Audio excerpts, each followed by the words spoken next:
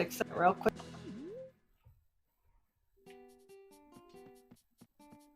We'll see if he continues to talk at all, but we're getting started here. We do have a forest medallion start, which means that both of the runners will have the ability to check what's at Prelude song location when they go adult for the first time. So that's a free song, like right out of the gate, along with anything else that they find along the way. Yep.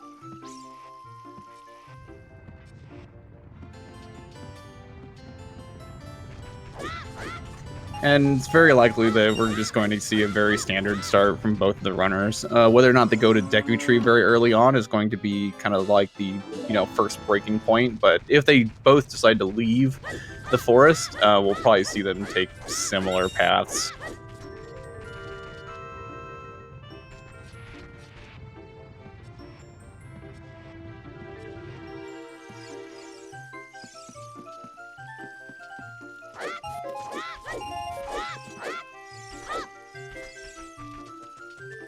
Yep, we do have chest sizes match the contents. The runners are going to open up a lot of chests early on because they hope that they might find a lot of cash early, maybe rupees. Some hearts. Piece of heart. Sculptura. And recovery heart. Nothing really exciting in Mida's house today. Yeah, and then Bufrost is he's kind of, it looks like he is going to maybe go and do some stuff in the Deku Tree, quite possibly. But we do see Apasher is choosing to leave the forest, which is, I think, the more standard opening move.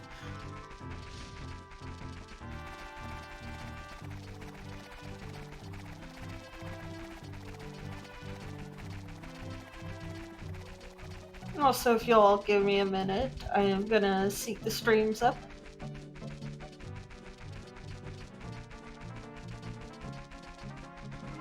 Yeah, Boo's just he's going to have the pain of kind of trying to get early rupees here. He's going to want to get enough for a shield and a Deku stick, which is going to need 50 rupees for. He'll get right here. With that, he's going to be able to farm more sticks, nuts in the forest. But getting those first 50 rupees can be a little bit time consuming.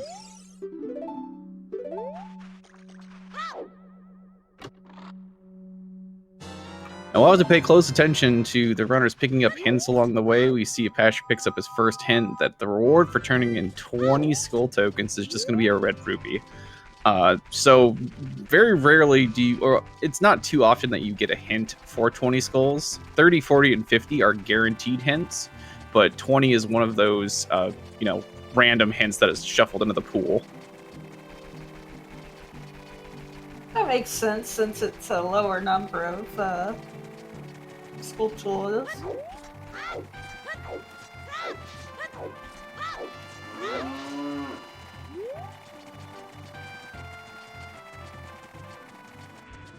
Yeah, and Boo's, he broke his first stick trying to get ISG, but now he's got it. ISG is just a glitch that lets you, it stands for Infinite Sword Glitch, and basically you set Link's state to be in a state where he is infinitely swinging his sword, or his stick, I suppose, in this case. And the nice thing about that is that it lets him, kind of run around without breaking the stick, and so he's able to kill these Deku Babas and actually farm for Deku sticks. Otherwise, you'd break your stick every time you killed one, and you just get another stick back, so...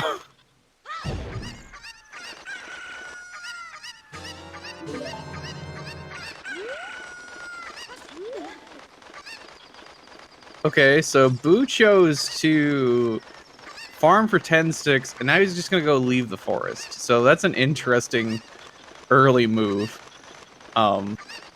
I thought for sure he was going to go and do Deku Tree with that early start, but instead he's choosing to just get 10 sticks and leave. Well.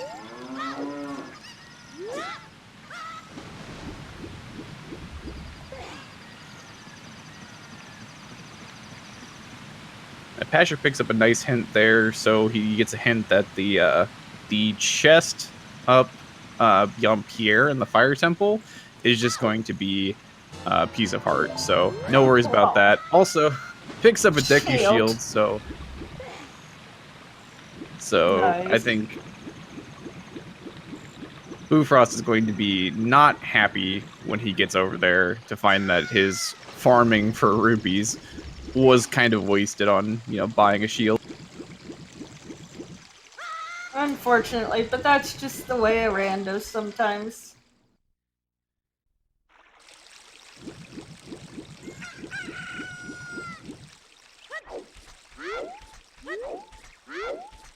But yeah, Apasher here, he's opening up with the standard, I think, route to open up with, in at least in accessible randomizer, which is just kind of go around the field, go to Gerudo Valley, end up in Lake Hylia. He's probably going to go do Child Fishing here and set Scarecrow Song.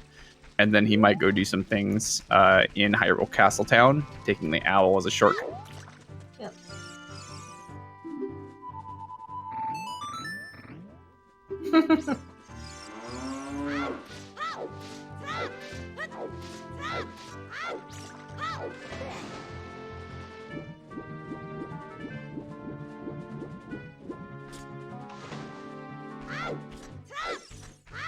But yeah, so far, no real, progressive items thus far, besides the shield. We'll have to see what the first major breaking point in this seed is going to be, and what items kind of lead them to go. We saw a hint for Sacred Forest Meadow being on the way of the hero. There's one item, and there's two different songs that you can pick up over there. So one of those three things, or possibly even all three of those things, are going to be crucial to the progression of this seed. Yep. Also, fishing is awful. What's the trick to making sure the fish doesn't break your line or whatever it is? If you can pull the fish as close to you as possible before having it bite, that's one nice way to kind of make it easier on yourself. Also making sure that you press down an A, although if you play on like emulator, there can be a glitch with fishing. I play on N64. Or Wii if I just don't feel like messing with that. Yeah, in Randomizer, the fish RNG is kind of set. I don't know if it's the same way in just regular play, but the very first fish on the left is a fish that will fulfill the requirements for getting whatever reward was, which was Neru's Love. Not a useful item, but, it's the first actual item we've seen.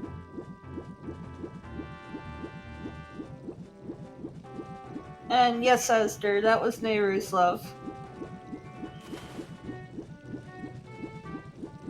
Asder, our tracker for today. So, give him some love. It's not an easy job.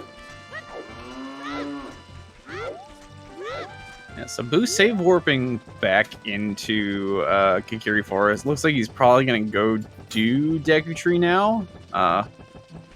Which is what we thought he was going to do earlier before he kind of ran around the field. Maybe he was looking for another item, possibly.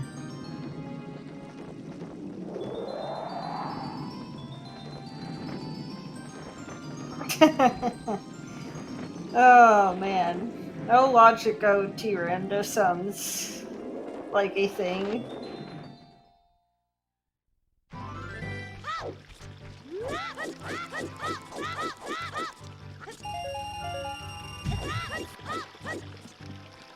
Yeah, I feel like people would have to vet the seeds to make sure that they're actually completable if we wanted to do a no logic randomizer raise. Otherwise, they're just kind of fun for like the novelty aspect of it, I think. I mean, can't you also, like, if you really had to, like, equip items into your inventory at will? Isn't that like a thing in OT? Yeah, if you allow item manipulation glitches, there's a way to get around a lot of things, but there are a few items that you can't get no matter what. But the most important thing is that if you can get a bottle and some Deku sticks, you can always Bottle Adventure a hammer onto your B button, and then you can just wrong warp through Volvagia. And there you go, you're at the end of the game.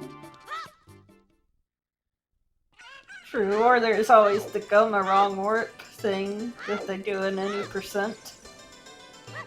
Yeah, as long as you can find a bottle someplace, and you haven't done Goma or Volvagia, you always have that option. But in this tournament, we don't let, any wrong warp or item manipulate. Oh yeah, I'm just saying, like, as far as no logic goes.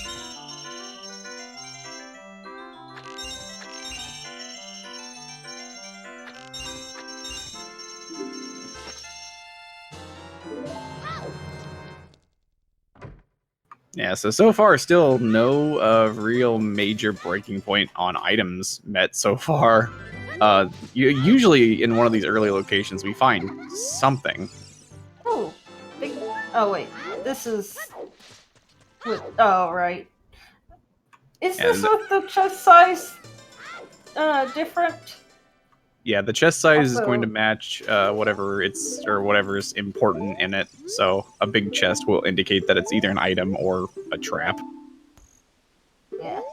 Also, lift upgrade for Bofrost. Vanilla Serenade location in Ice Cavern, and also 30 skulls gives you another skull token, so that's exciting. Does Serenade actually do anything, like, aside just from a quick warp point? No, there's a setup to get into Water Temple that uses Serenade's starting point, but it's not anything really useful. I was gonna say, I don't recall it ever being required. Bolero, though, an early Bolero is a nice warp song to get.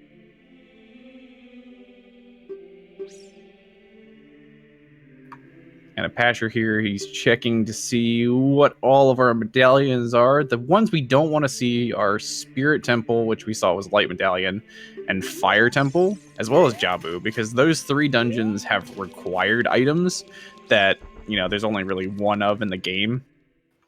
If we can avoid having to go to those dungeons, it's great. Oh, Ice Trap. Yeah, Bufrost picking up explosives this early on would have been fantastic for him, but we do see that it's one of those debated moments. Yeah, when I play with Ice Traps off. Yeah, there's only 6 of them in the vanilla game, or I guess vanilla rando, so it's not awful.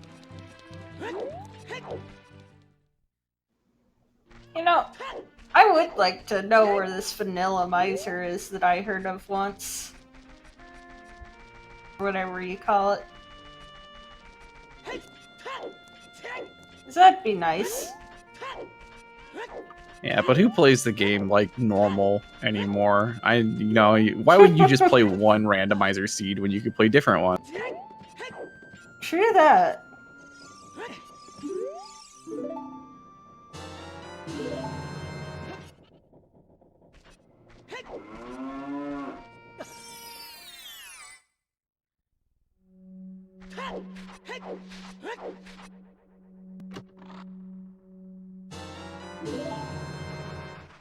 So over on Bufrost's screen, we saw him did a jump slash into. So he made a stick pass through the torch when he jump slashed, and that lit the stick on fire. So he didn't have to push the block down and the stick the normal way.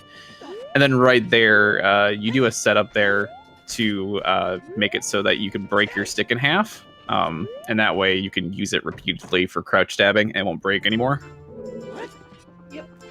Also, thank you, Miss McSlippin, for the subscription for a year. Also, a lift upgrade there as well. So we've already found 2 lift upgrades. Yeah, I would say that only the first one is really necessary. Having silver gauntlets is nice later on if you don't know certain tricks. but the first one is the most important one overall for randomizer, or for glitched randomizer. True.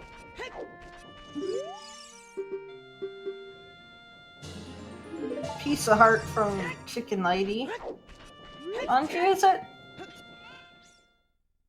Yeah, Anju's Bay. Hover, or not hover, iron boots. Like hover it first for my screen. Interesting.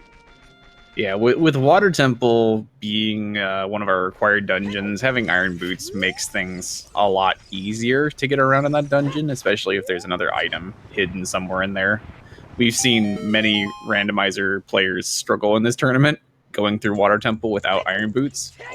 And I'm glad that we won't have to watch that suffering again today. Oh man.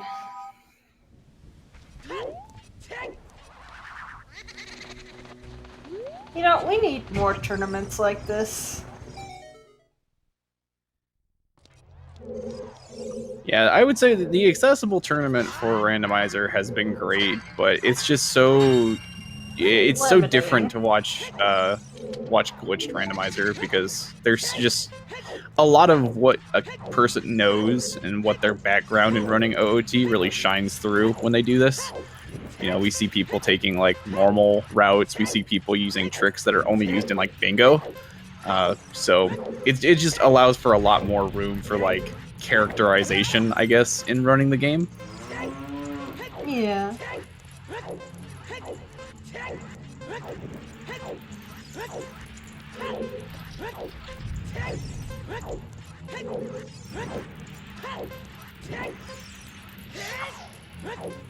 Yeah, and it really does reward people like practicing some of the more, you know, niche strats. We see like the last race I commentated, somebody spent, 30-40 minutes trying to do like various hovers and ended up losing the seed because of that. Oh man, Oh, big chest. There you go. Okay then. Yeah, that's a nice early bow. Ow. We do have to go through Forest Temple, although you can do Forest Temple with just hookshot, but bow is going to be necessary to complete the seed because you need it to shoot light arrows eventually.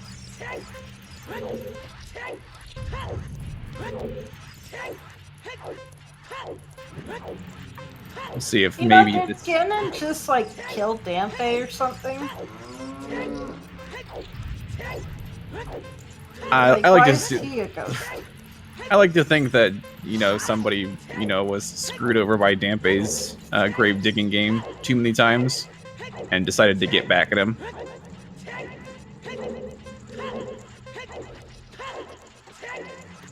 I mean, I think one time I was going upwards of like 20 times I had him dig and it wouldn't give me the dang item for vanilla, that is.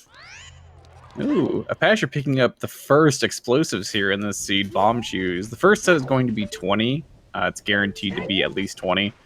And now he can buy more bomb shoes at the shops if he needs to. So that is a nice item to find this early on.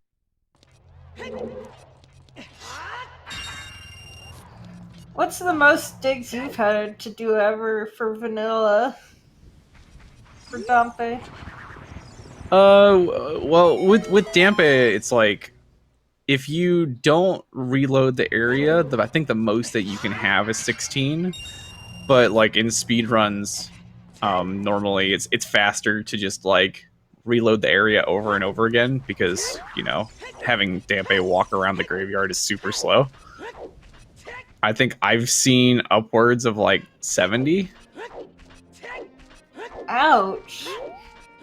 Isn't that like supposed to be 50-50 or something each time? The heart piece it's a 10% chance. 10%. But like there's an item pool of like 16 items. Like it's like 10 or like 8 green rupees, 6 blue rupees, 2 red rupees, and like a piece of heart or something like that. And if you run out of like the rupees, then it has to give you the piece of heart. Oh, it has to? Yeah, the developers like programmed it into the game that it will give you the piece of heart eventually, but if you keep leaving the area, then that gets reset each time.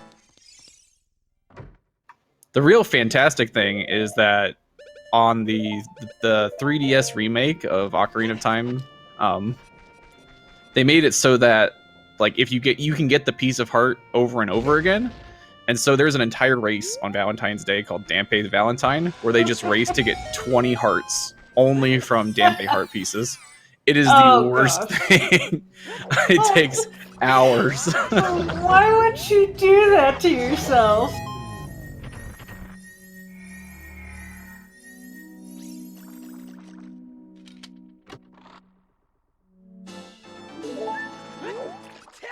Yeah, they made it because in Ocarina of Time, on like the N64 version or the VC version, if you dig up the heart piece but you leave the area, you can never get that heart piece again. Like if you don't collect it. So in order to fix that, they made it so that you can like dig up that same heart piece over and over again in the 3DS remake. And of course, you know, speedrunners being who they are and meme lords and whatnot, why not make it so that, you know, you can dig up the heart piece? Or why not we make an entire speedrun about that?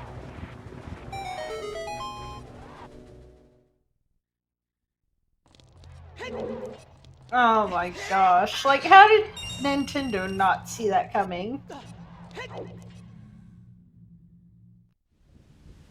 It's crazy how different of a game the 3DS version is.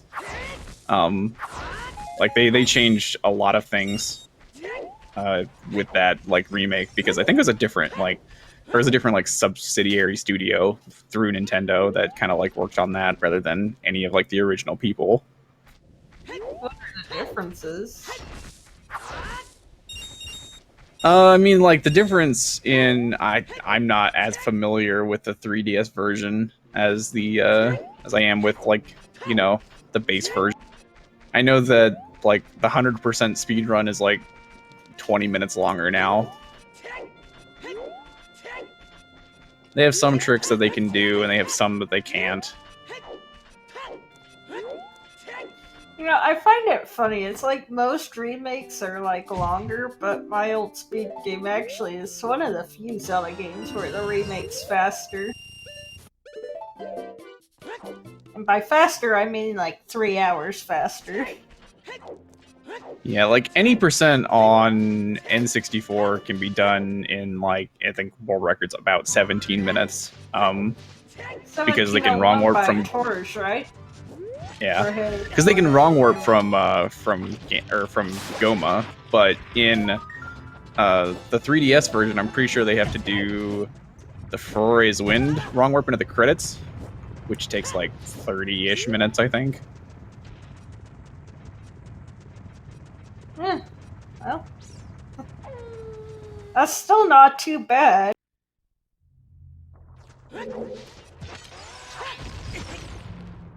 Yeah, it's just interesting what like the things that they tried to fix and the things they ended up like breaking even more so, and how like the two games become so different. Same thing with like Wind Waker HD and like Wind Waker Standard.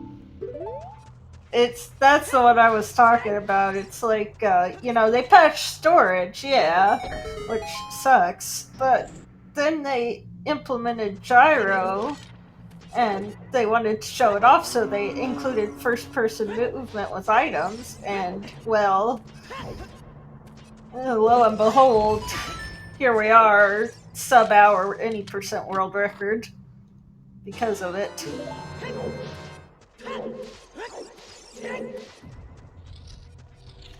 Ooh, Bufrost finding Ruto's letter. Not really, I think, a necessary item.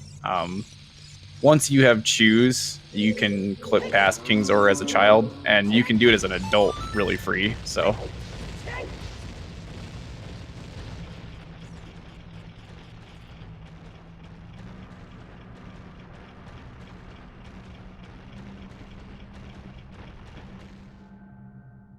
Yeah, Apasher he's going adult early, and he's getting some things out of the way. And it's ending up paying off for him early on in this run, at least. He's picked up quite a few good items. Most likely, he's going to end up doing all the things that Bufrost is doing right now in, probably 30 minutes. But still, right now, he's getting a little bit of a lead.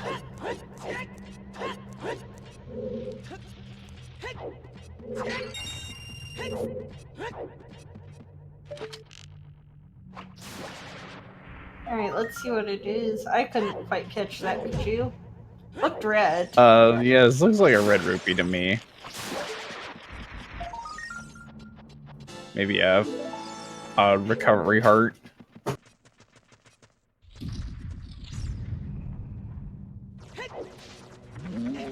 Ferrory's Wind is a nice item to pick up if they get magic. It opens up a lot of, I guess, shortcuts to, stop backtracking in dungeons. Also, in Randomizer, Ferrory's Wind is separate as a child and an adult. So you can set a warp in a child dungeon as a child, and then set a separate one as an adult. So that can save a little bit of time, too.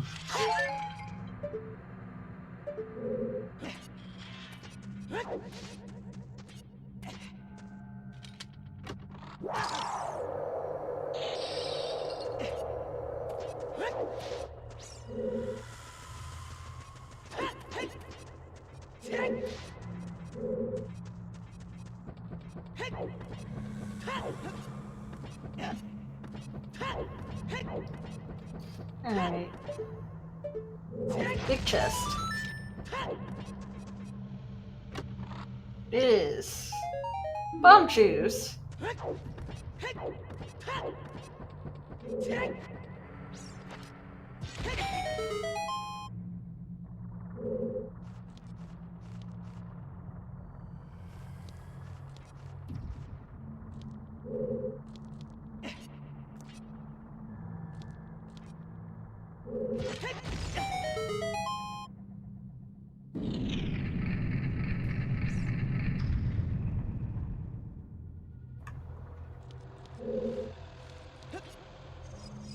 So getting a full clear Dodongo's Cavern is a nice thing to get early on in the run. I guess there's still some gold Skulltulas that he's probably going to be missing here for a little while. He can, I guess, check them and see what's behind them, but...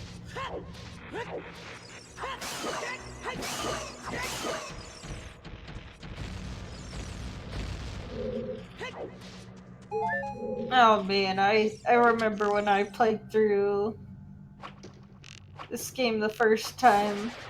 I decided I was gonna get everything, so I even got the all 100 Skulltula tokens, and I was misinformed on which tree had the Skulltula on it for the near Spirit Temple. So I spent like an hour looking for that thing. I feel like this game, the reward for finding all 100 skulls is super disappointing. Like, I don't think that there is a single game. I mean, there's probably games that have worse rewards, but still. I mean, I'm just gonna say Breath of the Wild is probably the worst reward. I'm not gonna say what it is in case, somebody hasn't played through it or doesn't know at this point somehow. But it's awful.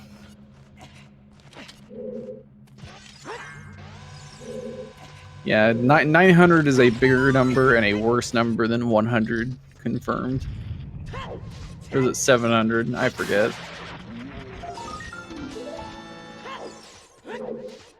It's 900. There's Apasher's got he's got all 40 nuts right now, so he's feeling good at the moment. Not gonna have to worry about that probably for the remainder of the run.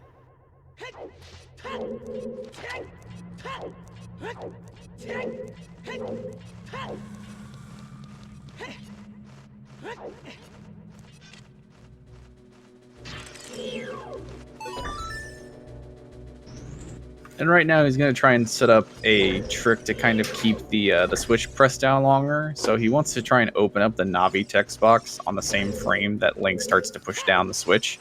You know, the text box that he gets from targeting the keys. Decides that the trick's too hard and he's going to push the block of shame.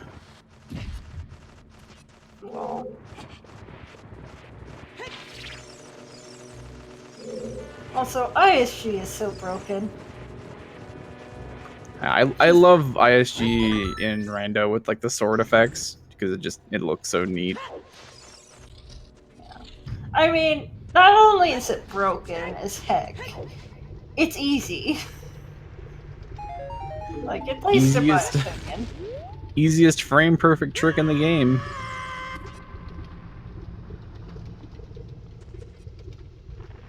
Is it really frame perfect? Yeah, but it's one of those tricks that's like, it's frame perfect after like, you know, inputting something else. And so in that sense, you can find a rhythm for it. As opposed to like, you know, something like Gim. Song of Time, but that's not really too useful from what I hear, but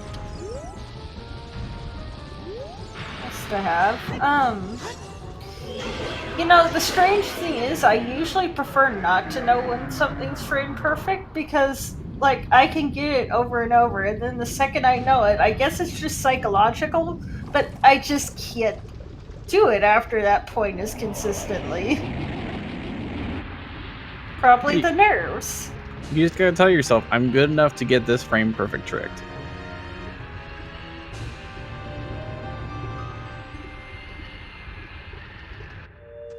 Anyway, Bufrost picking up a nice hint there, saying that Jabu Jabu is barren, so there's going to be no items to pick up in there from the skulls or from chests. So if they have the boomerang, they can go just straight to Baronade and do that fight. Also, Epona's song at Ocarina of Time, don't have to worry about that either, because we can just bust out Epona if we want to. Ow. So with using like hovers, so if you use like bomb hovers and you get in, if you touch the loading zone over the fence, even without Epona, the game just assumes that you got there with Epona because there's no way the developers intended for you to hit that loading zone without jumping over the fence with Epona. Fair.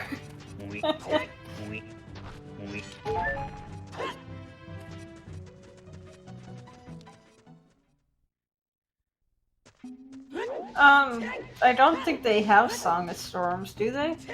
Oh. Yeah, they do. When did both get that? I'm assuming he picked it up from Princess Zelda? We saw Song of Time and Prelude from the other two child locations. Wow, so useful game, thanks. Eyeball frog.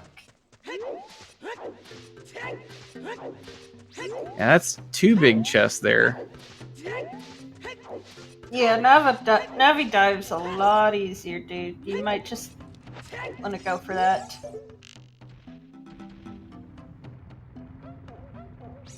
Yep, going for that. And gets it. Nice Navi Dive. Yeah, we did get a hint that Zora's River is a Way of the Hero location as well. So there is an important item somewhere down this way. Huh. Oh. Well then. Apasher's got hover boots. That's a big breaking point. Even though we don't have to do Shadow, hover boots opens up a lot of glitches and just makes things easier on the runners.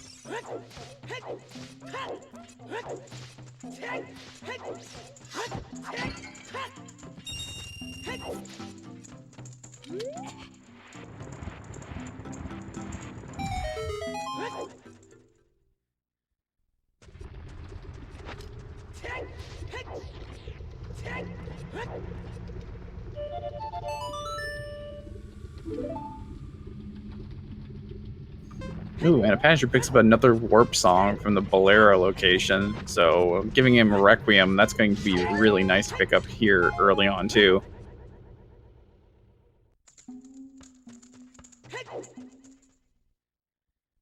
With Spirit being a required dungeon, having access to that warp song just makes things a lot easier. As well as if he wanted to, he could do like reverse Wasteland instead of having to break out Epona.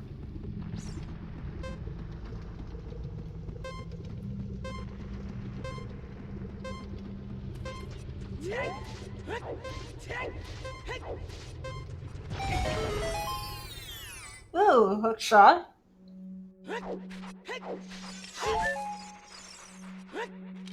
Very good to have. Bomb bag. Yeah, so both runners picking up two really nice items.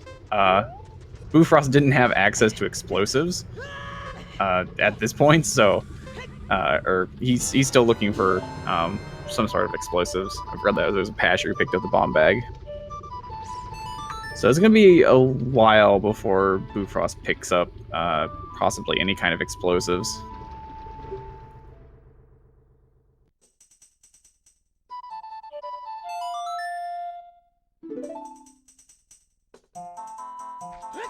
Also, Nocturne of Shadow at Sacred Forest Meadow for the Minuet location. Also, Song of Time was there as a child.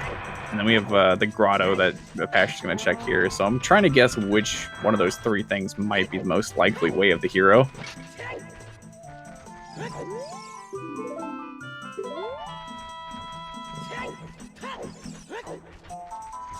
With access to hover boots this early on, it makes me think that the Nocturne is going to be an important item.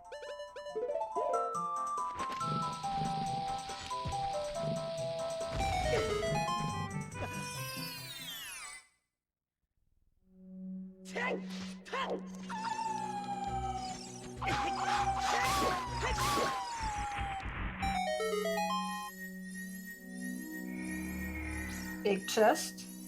Oh wait, we probably saw this already. I don't think Bufrost got to see what this was, so. But it's a ice trap.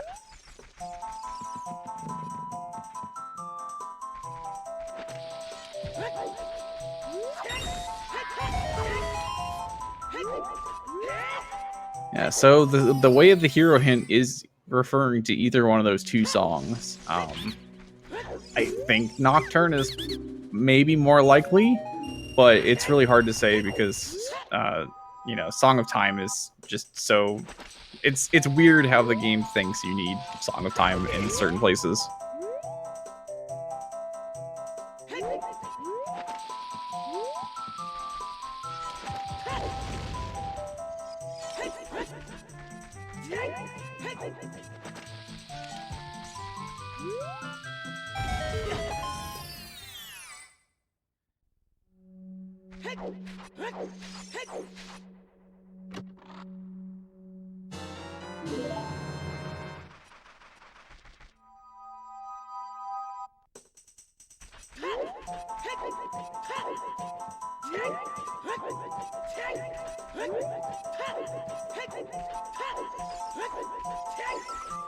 So Apasher probably now he's going to try and break into Zora's River the adult way, which is I think slightly harder. You can see he kind of clips in, but you know, clips back out a few times here.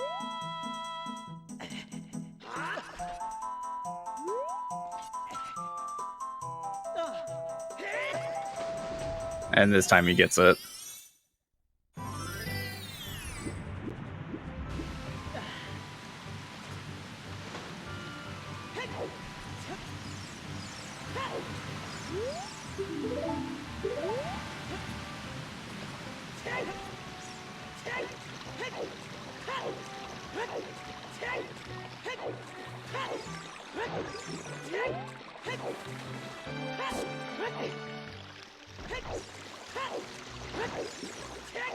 Yeah, somebody does point out that he could have just used Iron Boots to dive to the bottom, but it's a lot of muscle memory, I think, for these runners. They just see the trick, and they just assume that they don't have the item that they need, so they just do the more universal setup. Yeah, I've seen that so many times in glitched tournaments of different. Oh dear, yeah, that stupid little kid.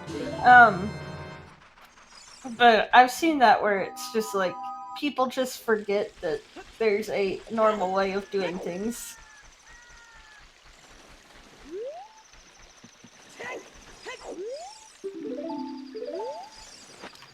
Pasha's got hover boots, so he doesn't have to do a. There's a really weird setup to try and get up to that ledge there without or as an adult, because normally you can't really get there. Aster says he thinks it's a wallet in the graveyard box. Yeah, it looked like a wallet to me too.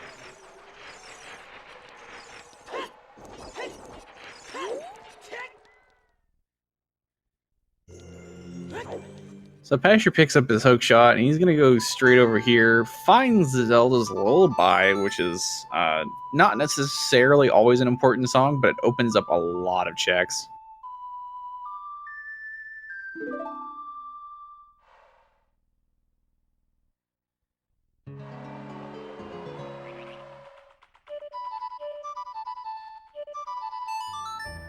If he wanted to, he could also complete a good portion of Spirit Temple, but he's going to take the safe choice and probably go full clear, or at least get the medallion from Forest Temple, because he does have hookshot and bow and arrow right now.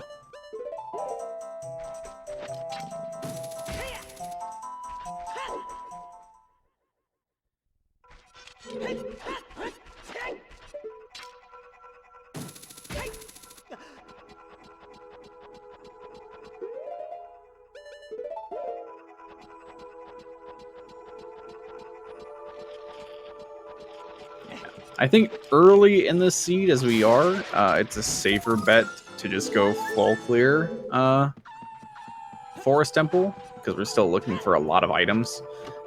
But, I mean, if he chooses not to, and there isn't anything important, he'll save a lot of time.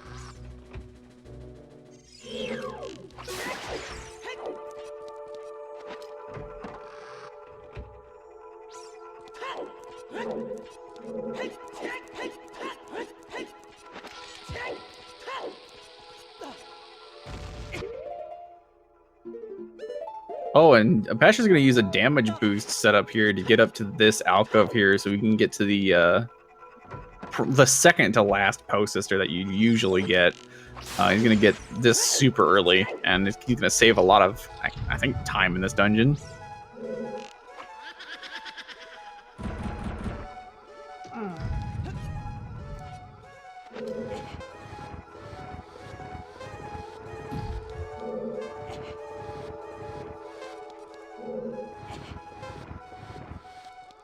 Also, I never understood why that fifth block is just like, it just doesn't really fit in with the picture.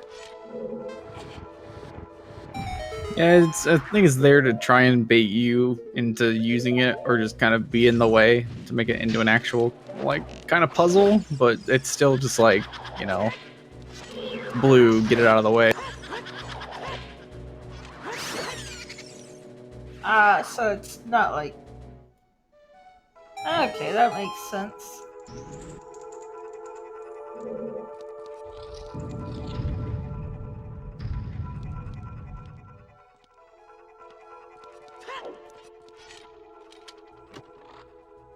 Yeah.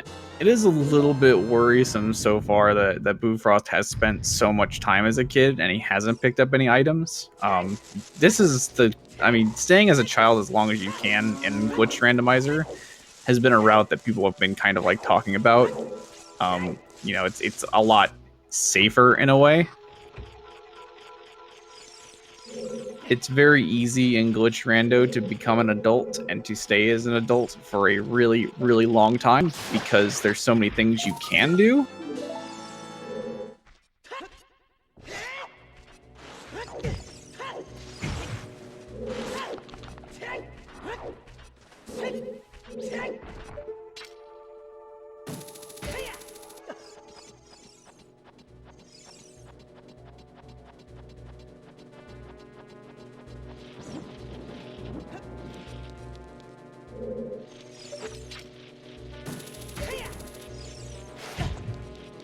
Yeah, has Bo been a doll at all yet?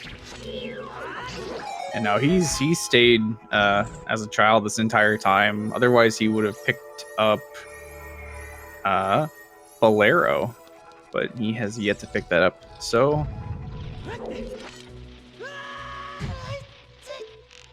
And I mean, I kind of get wanting to do as little warps between adult and child as possible, but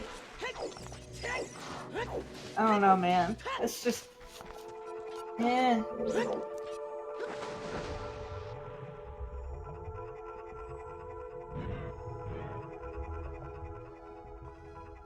Also key.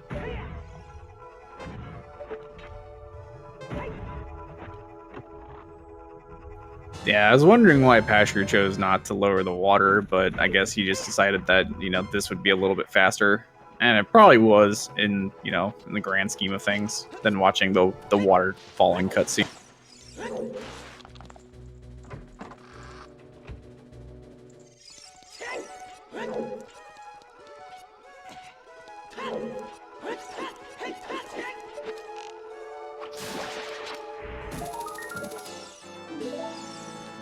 And more bomb shoes. How exciting.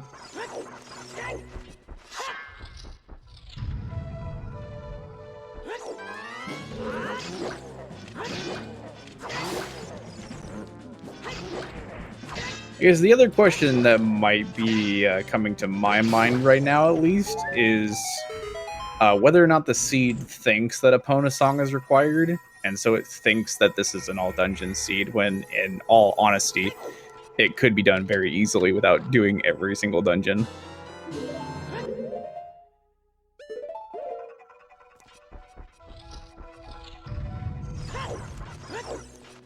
Because in glitched randomizer, I think more so than like regular accessible randomizer,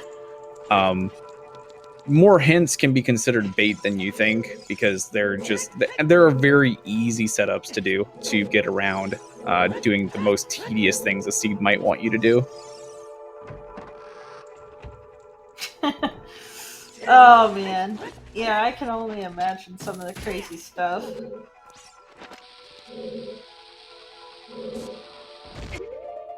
Yeah, because if it turns out that Nocturne is Way of the Hero only to get the spiritual stone that's there, and not that there's any items in there, then it suddenly becomes like, why I could have broken out Epona and not had to worry about doing an entire dungeon.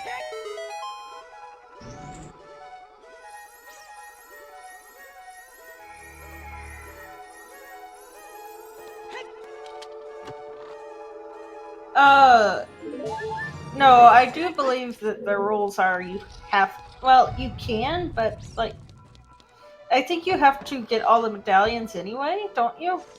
Or is it just like a, Yeah, runner, you have to spawn the Rainbow Bridge before you can defeat Ganon. Even though runners could hover straight over there, and also they could just skip into, or I guess they don't have to do any trials or anything, but yeah, you have to get all 6 medallions before you actually fight Ganondorf.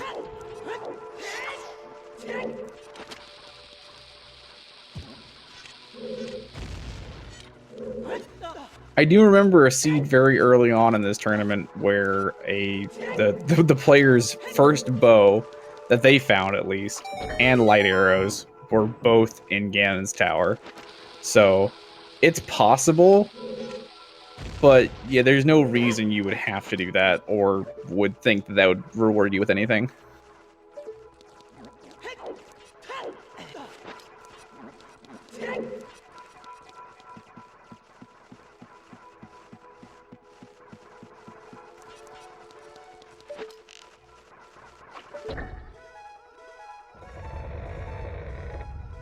But it is interesting. Randomizer logic seems to always put item upgrades a lot of the times in Ganon's tower, or Ganon's castle someplace, just because logically speaking, you only need one item out there. So any other items are considered luxury items, and usually like both stick upgrades are somewhere in Ganon's castle. It feels like. I mean, it kind of makes sense since Ganon's castle is usually probably just considered garbage.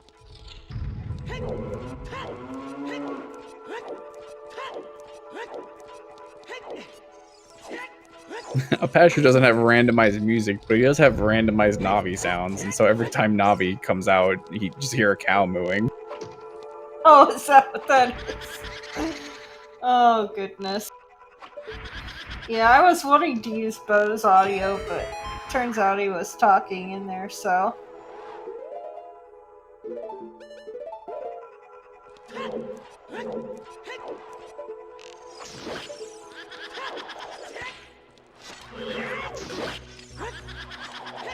Also, I love how you can just throw a Deku Nut at them and they'll come back up.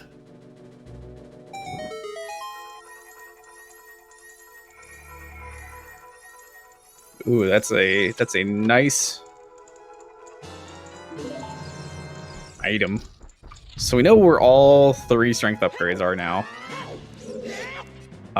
Whether or not Apasher ever decides to go back to Deku Tree and do that is kind of up to him. There isn't anything important down there.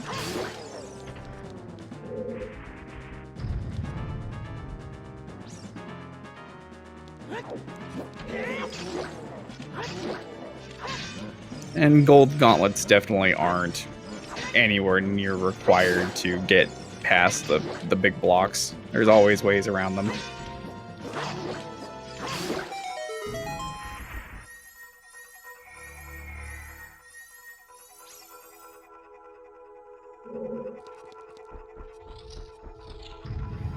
You know, is it really true that you can't get away with in this game without light arrows?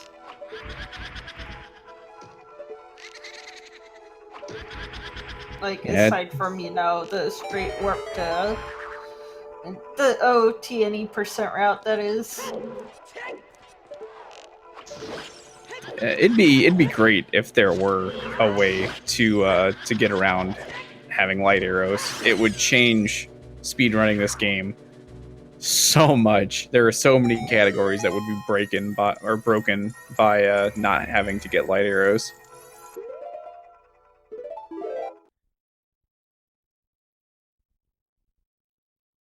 Suddenly, the no item wrong warp or no I am wrong warp category is just go straight. Actually, most categories would be just go straight to Ganon.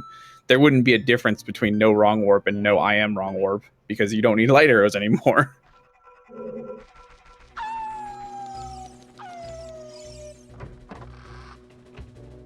It would literally just be adult Ganon. Like, there'd be no point for those categories.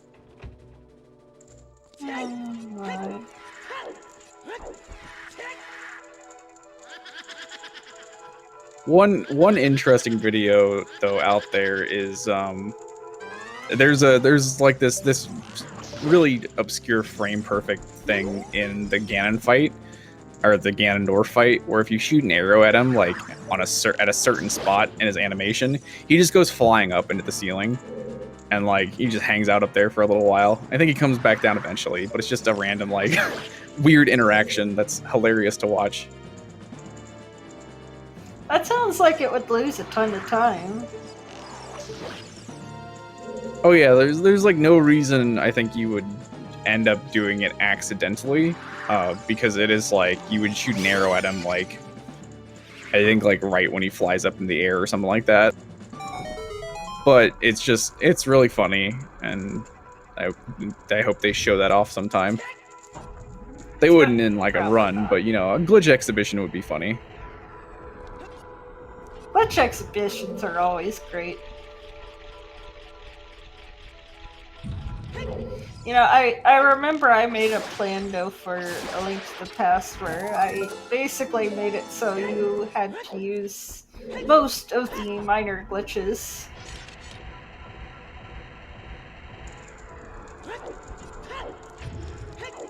That sounds like I mean that sounds like a minor nightmare, but it happens.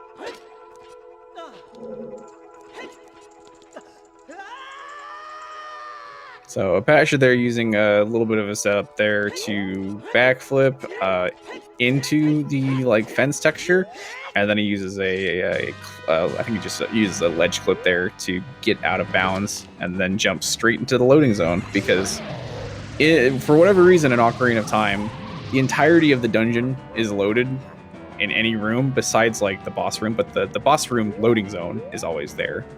So even though you can't see it, you can just jump directly into it. Also, Bo is finally an adult.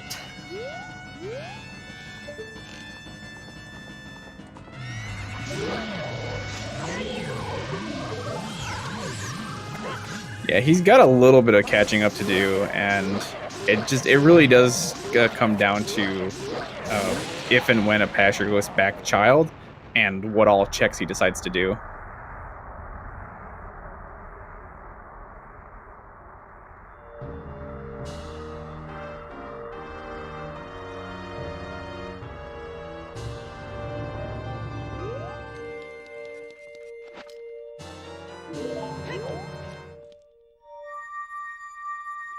And Phantom Ganon drops us a fairy slingshot, so that could be Apasher's his red herring to go on a wild adventure back to being a child.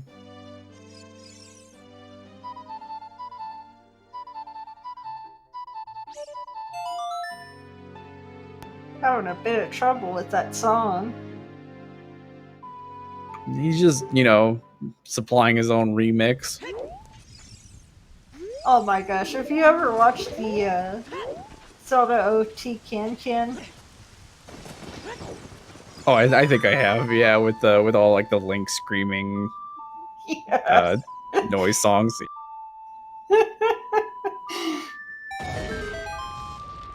The amazing thing is, every sound in that I do believe came directly from Ocarina of Time.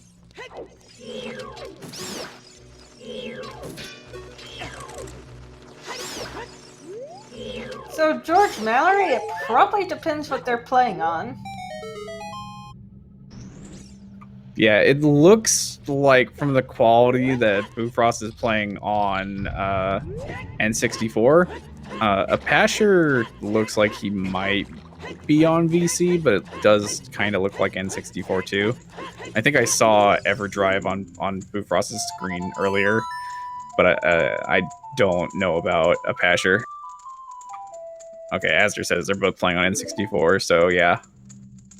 Does Wii VC have better quality or something? Yeah, the visuals are a little bit cleaner. I think so.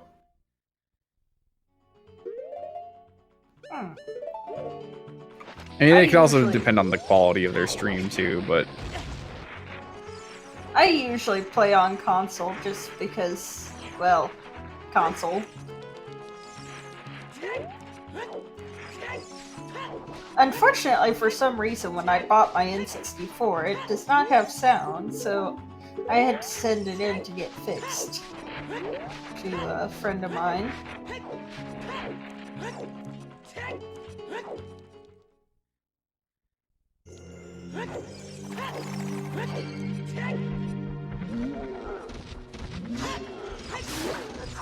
okay, so Apasher is going to make his first foray into Spirit Temple.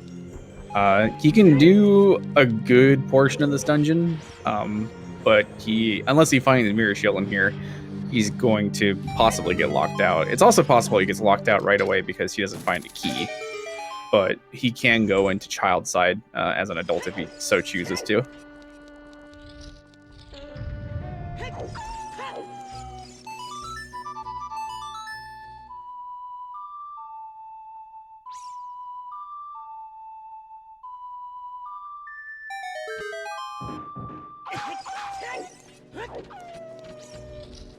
I hate Wolfos. They're easy to kill, but they're so annoying.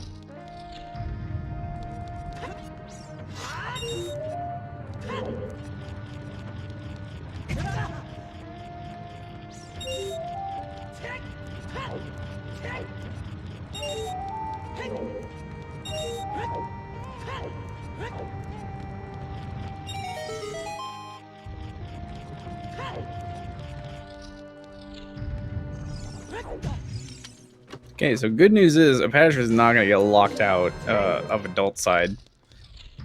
Bad news is we don't know what's on child side that could also still be important. And also, it looks like he's skipping the Skulltula here too.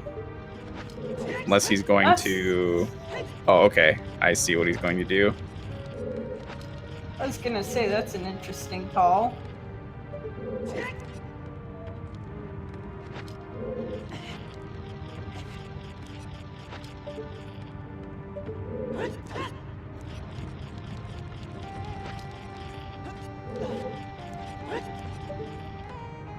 Yeah, Apasher doesn't have Song of Time because he didn't go visit... Oh, who was it? I think that was at Saria.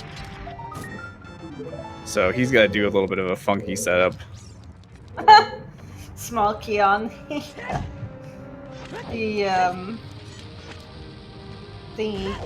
Skulltula. It looks like he's trying to weird shot back inbounds. Yeah, so weird shot's it's a really cool glitch that detaches Link's like actor from it detaches his camera from his actor in a way that puts him like underground, and that lets you hook shot out of bounds, or I guess inbounds.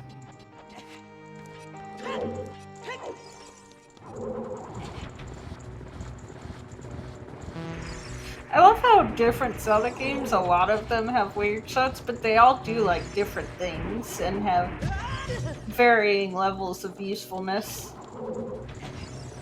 Yeah, weird shot is super useful in Ocarina of Time. There's a couple of like niche uses, I think, in Wind Waker.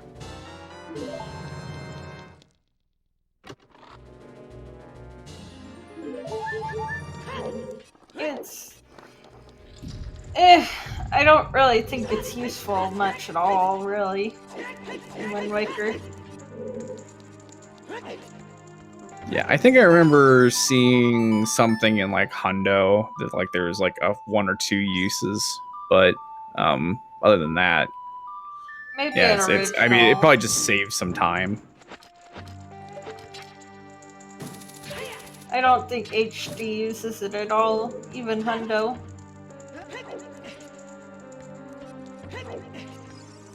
Apasher did drop a big chest onto the hand here, so he's going to try and get up there.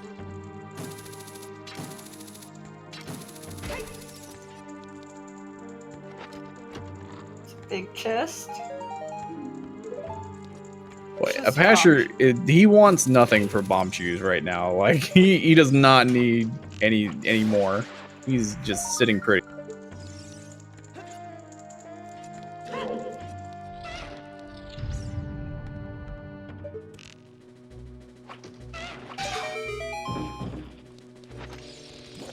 I just gotta say, it's Ocarina of Time. I don't think anybody really cares about, you know, logically required. Yeah, I think it's important to follow logic in glitched randomizer, but not be limited by it.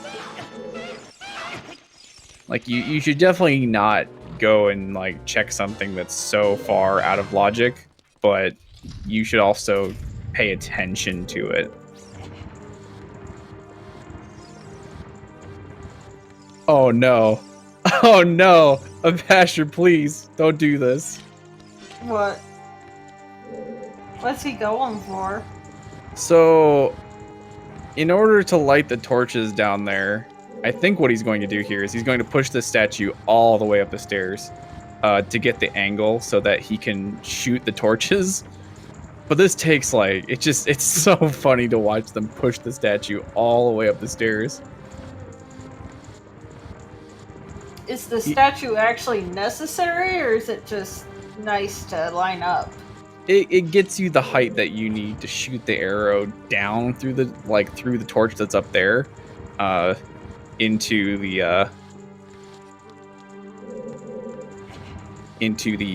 other torches that are down at the bottom. As a child, of course, you just take a Deku stick and run down there, but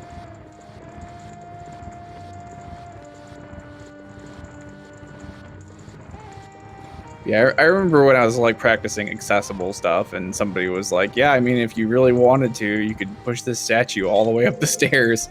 I was like, "But why?" I guess like it saves time from going back as a child and doing it the normal way, but it's still just I think one of the funniest things.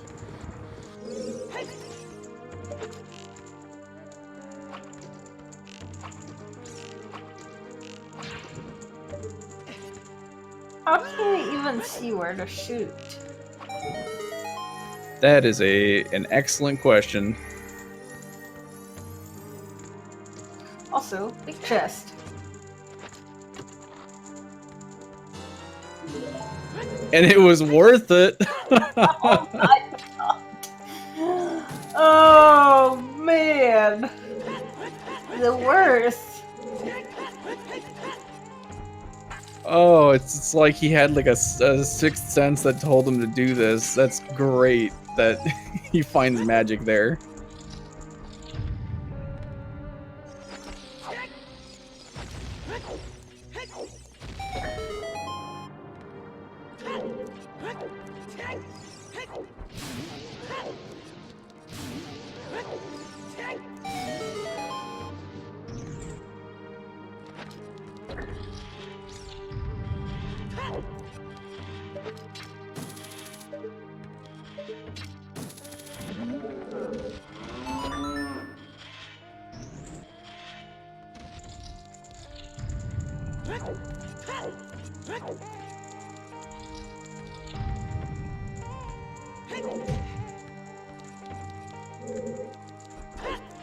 Wait, how would you do it without fire? Yeah, as a child, you can just use a Deku stick to light those torches. True. Apasher's just trying to skip this fight here, so by jumping, a lot of the tops of doors don't really have hitboxes. He decides to give up, but ideally he would be able to jump at the very top of the door and just kind of clip through it.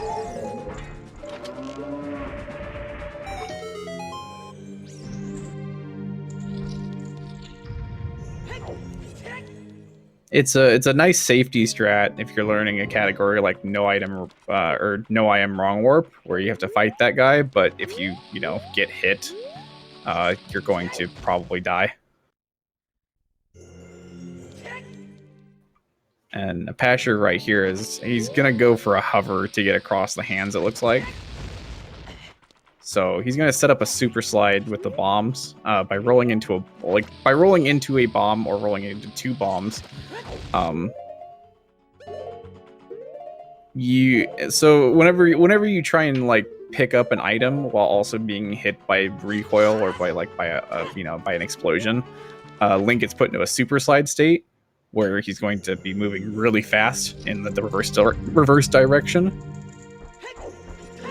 And it's fast enough to cross a gap? Yeah, once he equips hover boots, he can get all the way across there. He does need to do a jump slash at the very end or else he'll fall off. Double defense, though. That's nice.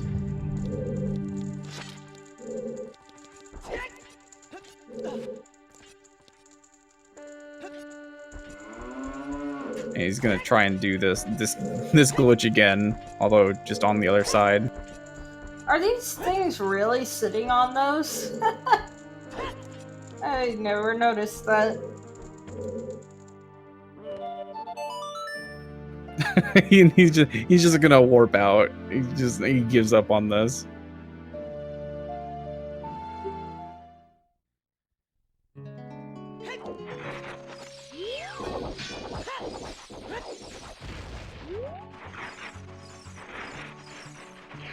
Ooh, that's... Well, okay.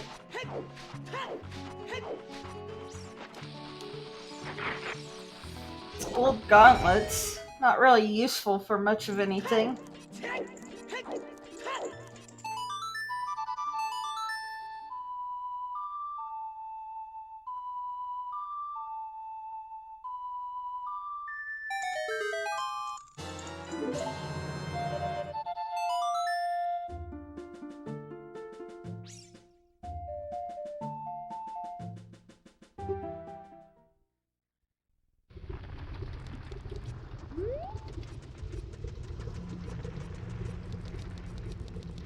Okay, so Apasher's gonna try and make a dive into fire, or not.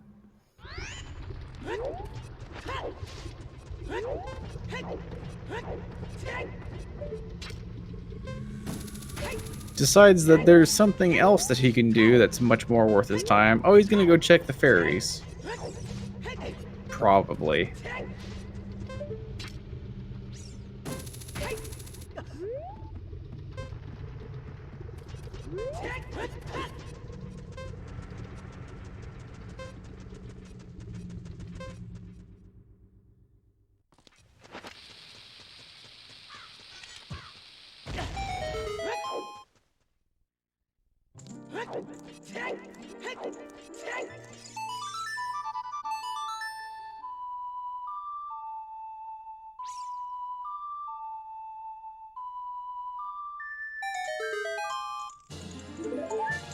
So I think the next thing on Apasher's list, Apasher could actually just go do Morpha right now if he wanted to.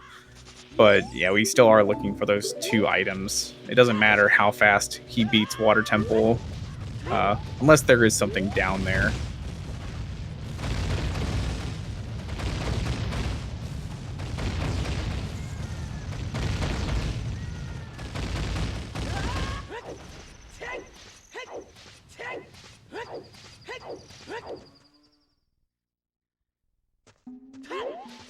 Yeah, I don't think we've seen anything in Bottom of the Well yet, which is, I think, a decent check for the runners relatively soon.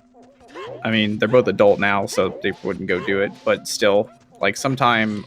They have ZL, they have Song of... or, I guess, Bluefrost has Song of Storms.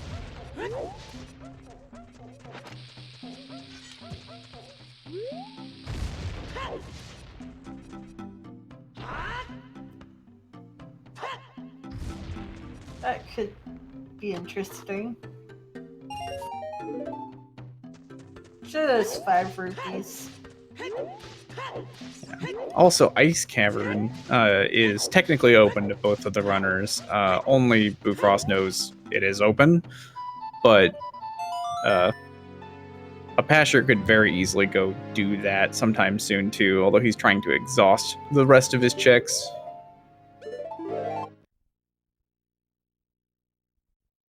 Also, I find it so annoying in this game that there's no way to, like, move your camera around like there is in Wind Waker at will. I mean, you can go into first-person targeting. But yeah, sometimes the camera and Ocarina of Time doesn't cooperate.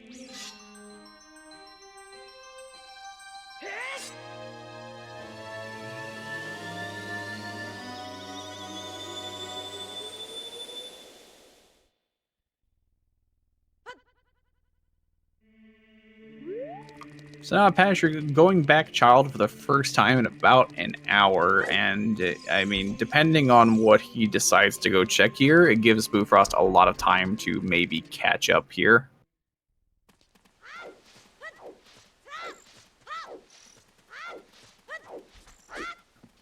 I think that either Cuckoo diving or Navi diving into Bottom of the Well would be a decent play right now. He's probably going to clean up a couple more checks around the Hyrule Market area, do Bomb Chew Bowling.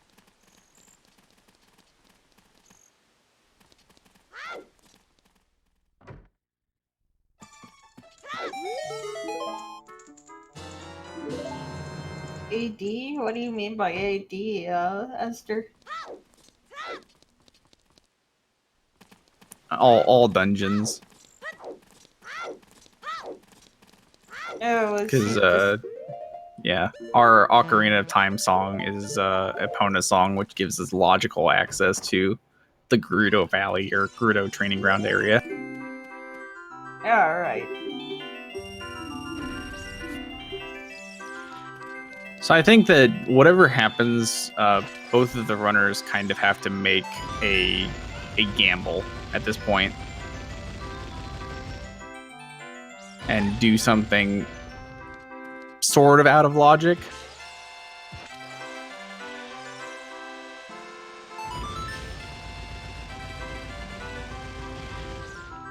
Interesting that Apasher is going to play Bombchu Bowling for bombs. I mean, unless like he really feels like he needs a bomb refill right now. Yeah. Maybe.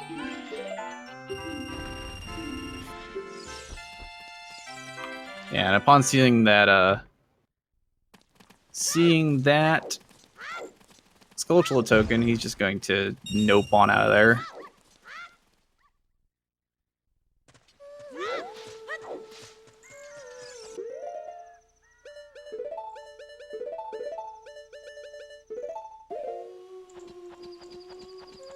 So he isn't going to be able to check the ferry that's over here because he's got ZL.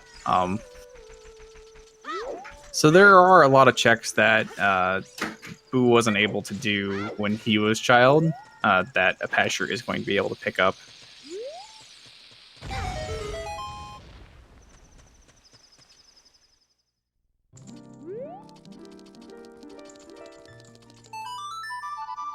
Yeah, at this point, the big breaking item points are Mirror Shield and Boomerang. Whoever finds one of those items first is going to start to get into a pretty big lead. And even more so if like Boomerang is locked behind Mirror Shield or vice versa.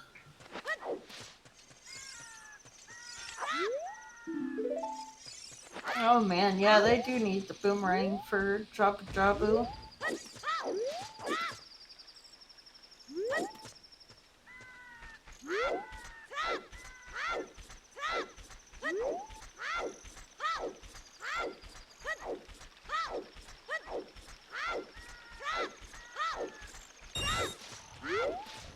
Yeah, so those fence, a lot of like things like that fence doesn't have collision on the other side because again, the developers never expected you to be able to get out of bounds.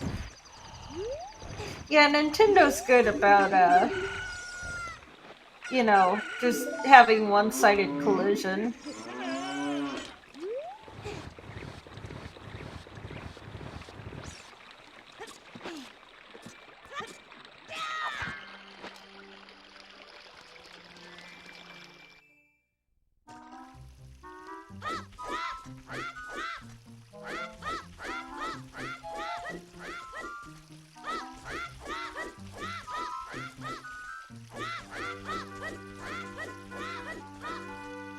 Dang! Apasher with the side hops. I'm always too scared to do that. Yeah, with a little bit of practice, this portion gets relatively consistent. Although the guards can always mess you up. If you do side hop frame perfectly, the guards actually can't catch you. But once you do a non-frame perfect side hop, then suddenly, if a guard saw you like 500 feet away, he'll run straight to you. That just sounds monk-esque, like, as heck.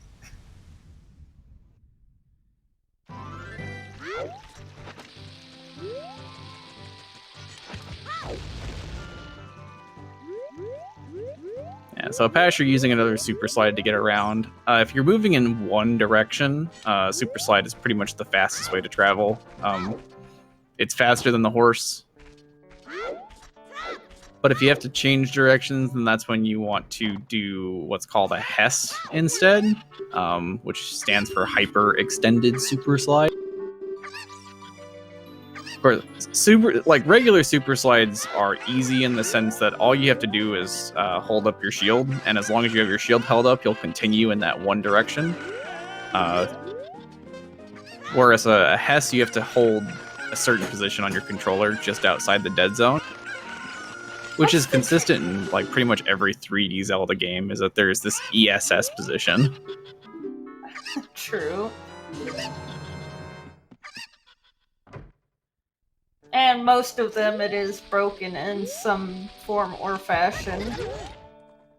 Yeah, and so now we see Apasher doing a Hess here. So what you don't see from him right now is like, so when you press target, you lock Link's direction. But if you release target, then that's when Link is going to turn. And if he turns too far, then the Hess drops as well. So you have to target every so often. Because if Link kind of like turns fully in the direction of whatever position you're holding on your control stick, that's when the Hess drops. So how precise is the N64's ESS position? The N64 has a lot bigger, or no, it has a much smaller dead zone, so you don't have to worry so much. Whereas like on Virtual Console, the ESS position is much harder to hold.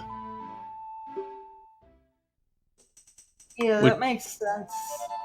This is when you watch speedrunners, especially like, you know, a lot of 100% speedrunners, or anyone who runs on VC, really, you'll hear them talk about what are called ESS adapters.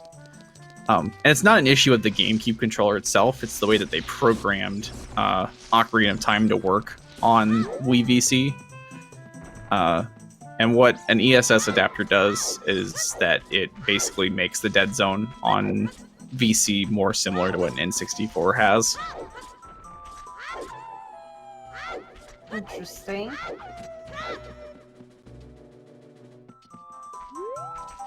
I believe that if ESS adapters weren't allowed on Virtual Console, 100% wouldn't be. It would be much more difficult than it is now. Along with some other categories that are run primarily on VC that use like Hessing. You know, I find it funny that like this game's rules are so much different than so many of the other Zelda games. Like other Zelda games, even things like a spoon are banned.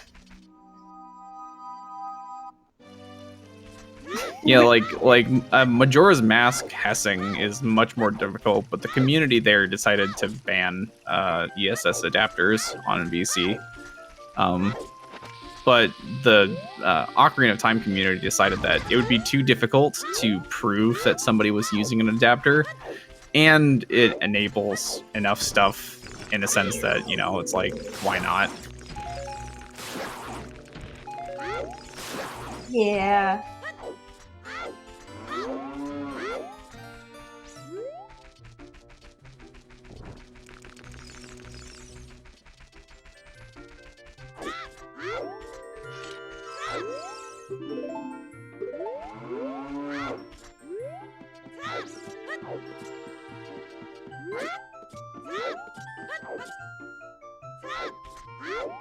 Also, I always love this music.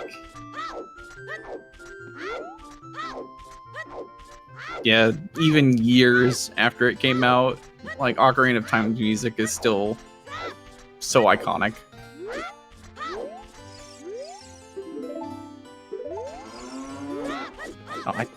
I don't know if we saw that hint before, but Deku Tree is Way of the Hero, so I think the only thing that it was in Deku Tree was the strength upgrade, unless the skull that's down there is important.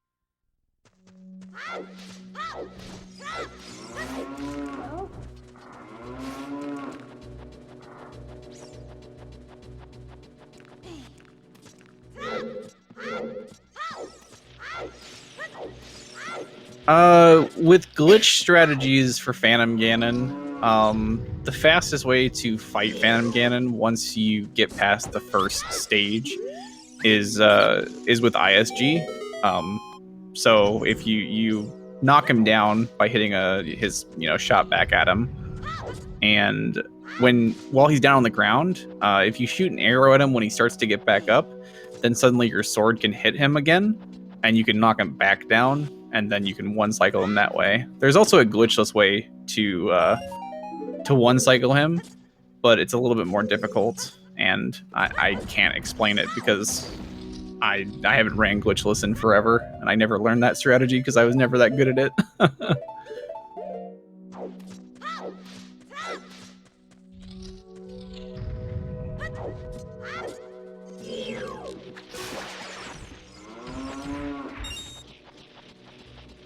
But it's not terribly slow to just two cycle him, as long as you get the right timing.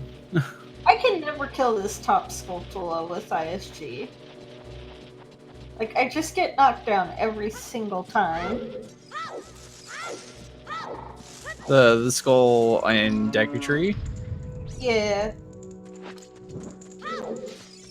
The regular Skulltula on the Waltula or whatever it's called.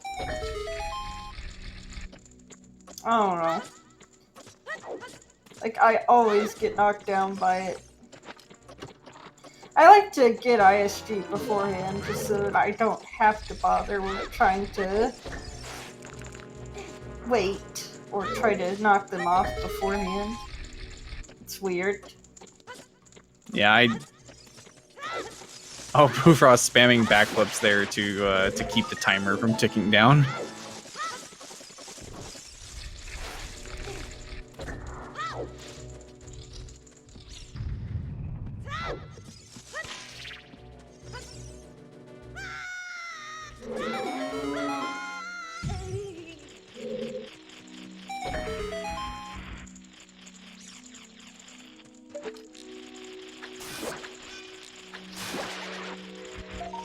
But yeah, Apasher's gonna have a lot easier of a time going through Deku Tree here.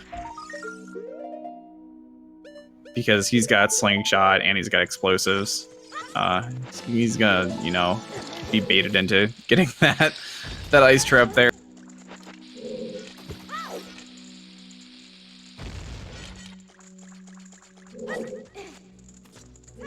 So the last item that we have, and we'll see if Apasher does decide to go get it, is the Skulltula that's behind. Yeah, he's gonna go over there. So this is, I think, the only item that we didn't see Bufrost pick up earlier. So if there's nothing here, then the strength is an important item.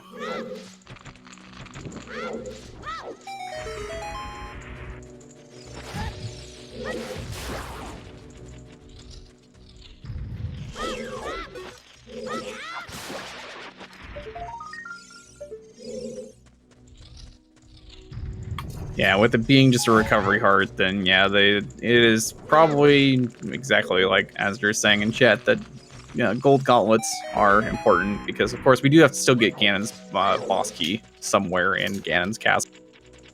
And with 8 chests being available behind Light Trial, there's a good chance that the boss key is going to be there. Yeah.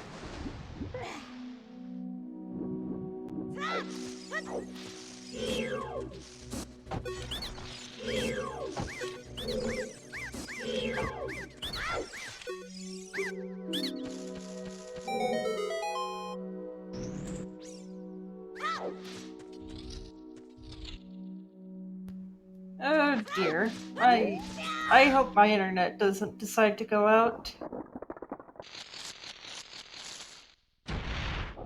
That'd be terrifying.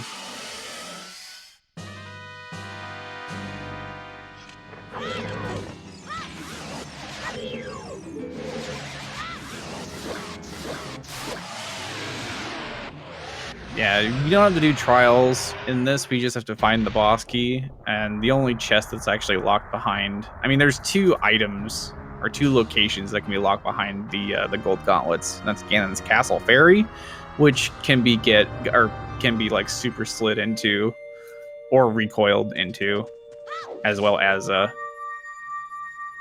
Light Trial. There's nothing behind fire trial, so you don't need to worry about that. Is there a way to get around the light trial big block thing? Most of the ways I've seen, you can either use recoil from an explosive, or you can just super slide. Either way. Interesting.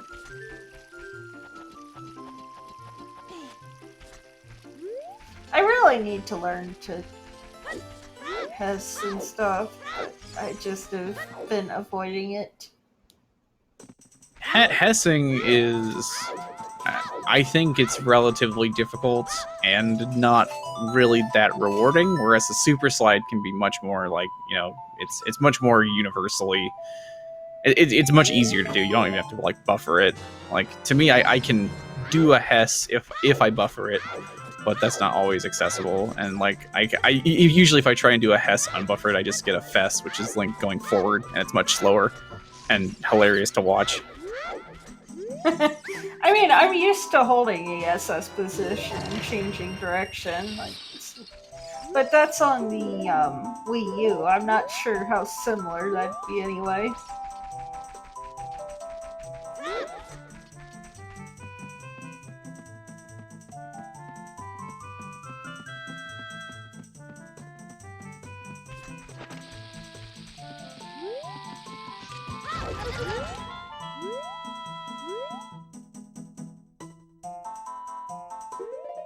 Yeah, Hessing, any percent uses it to, do collapse, or not collapse skip, but do Insta-clip. void warp in the castle. Yeah, insta-clip.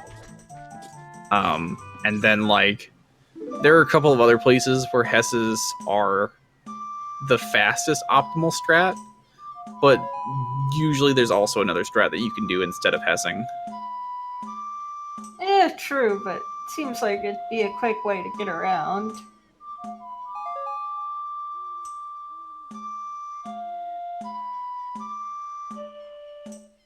This walking just feels so slow. Asder's making a bet that Mirror Shield is in Shadow Temple. I'm going to make a bet, or a guess, that it is on horseback archery.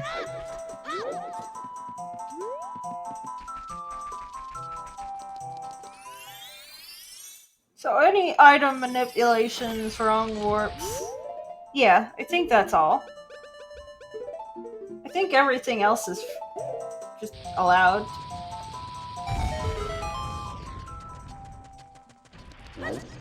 Yeah, that too. I think.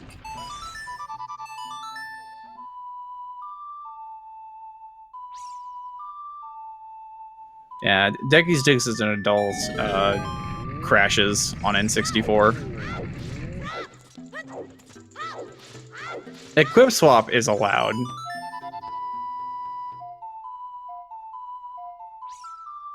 Just equip swapping Deku Sticks as an adult isn't allowed because that's only available on Virtual Console.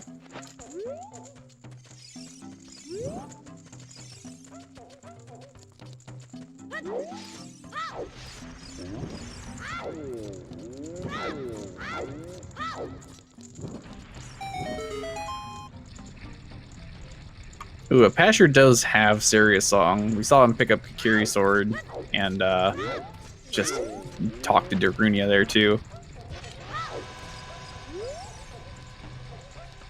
Okay, I have the worst trouble with this Goron City pot.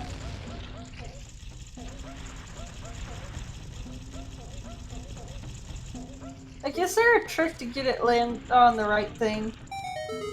As long as you throw the bomb, or the bomb explodes when the smiley face is facing forward like it is there, then it'll land on there too. The face will land on whatever face was facing the camera that cuts to when the bomb explodes.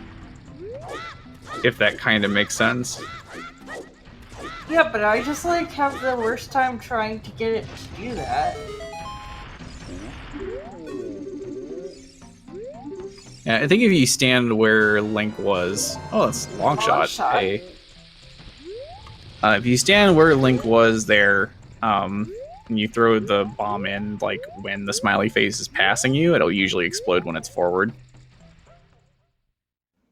Oh, I'll keep that in mind.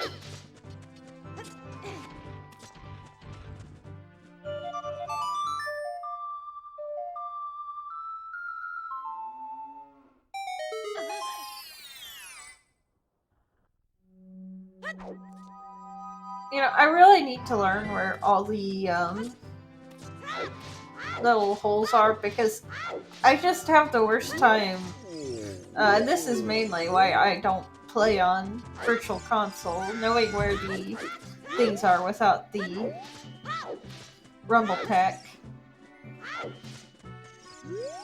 Yeah, it definitely takes a few playthroughs, especially it takes like some playthroughs where an important item is locked behind a specific grotto. And suddenly like you're like, oh yeah, I'll never forget this location ever again.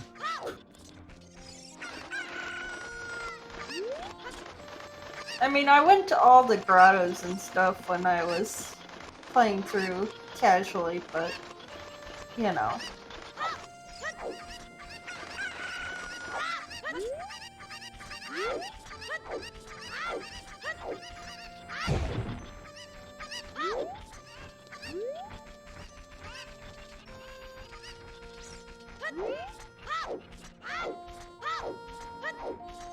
Yes, I don't think we got any hints that said that any skulls were important. I mostly just saw garbage hints, so that's not exciting. I think both 30 and 40 skulls were just another Skulltula token.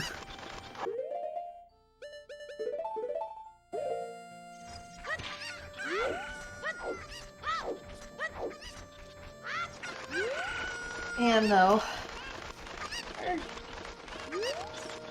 going on an hour and 40 in and we're still not in go mode.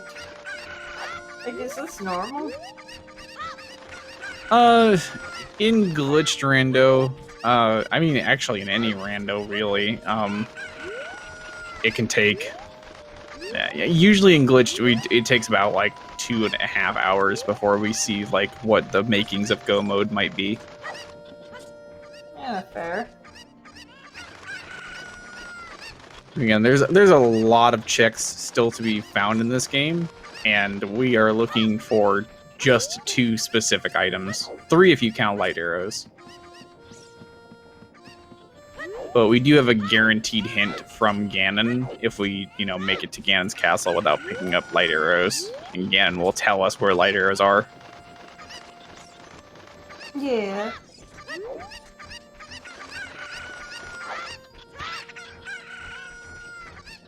But other than those 2 items, we need, or other than light arrows, we have to, methodically go throughout the game and hope that we find something.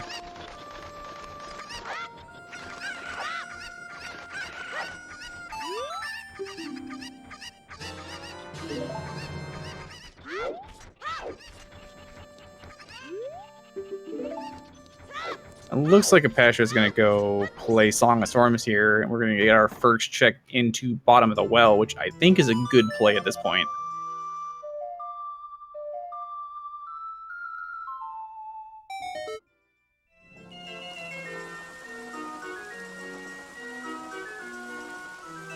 I mean, heck, he even has Kokiri Sword, which it isn't required to do Dead Hand like it is inaccessible, or not required, but it isn't logical access to Dead Hand.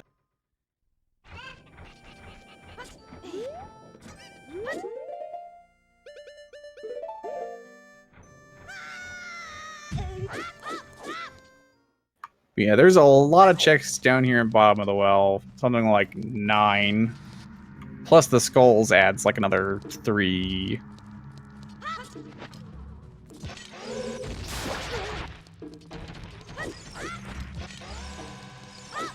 I don't know, Bottom of the Well just feels so weird as a dungeon.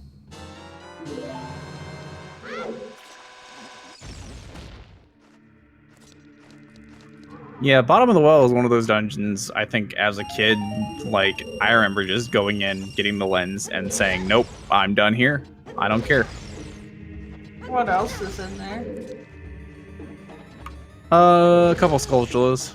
That's pretty much it. Also bomb chews if you're playing, you know, vanilla. That's true. Apasher there was trying to get basically the equivalent of a vine clip. He wants to take damage on the same frame that Link re-grabs the wall there, because whenever Link re-grabs a wall as a child, he actually clips inside of it for like a second. And if you take damage on that same frame, you'll clip outside. So many upgrades around today. And that was interesting because like you could see like the big chest poking through the like rock texture.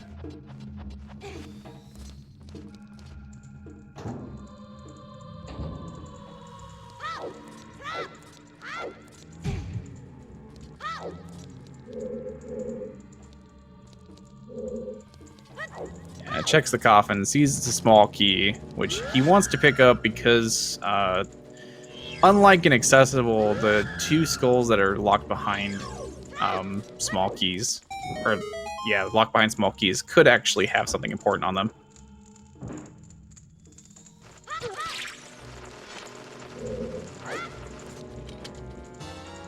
I don't know, Also- I don't find accessible as much fun.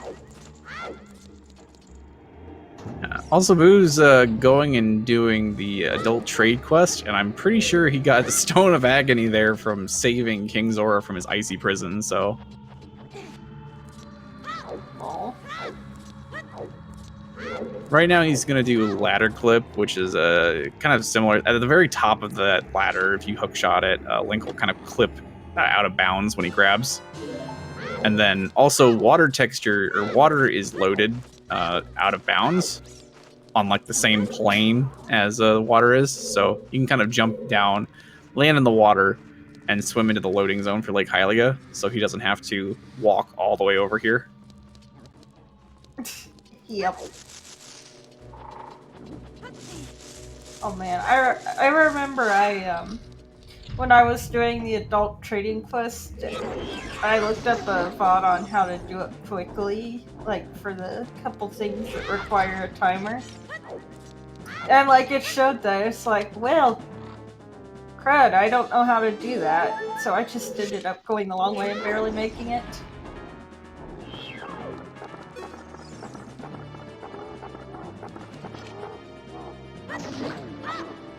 And Frost is going to do this trick here, which if you just hookshot that box when you have iron boots on, and then while your hookshot's in the air, you take off iron boots, you'll fulfill the requirements for swimming to the bottom of that. That's an accessible trick, but some people haven't seen that.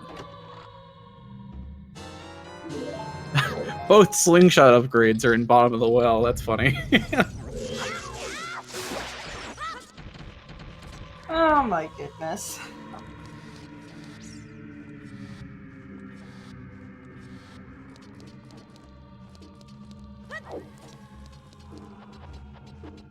And so after you pick up eye drops, you can warp to Bolero, and as long as you're in like the volcano, the timer won't tick down for the eye drops because the timer for killing Link takes precedence.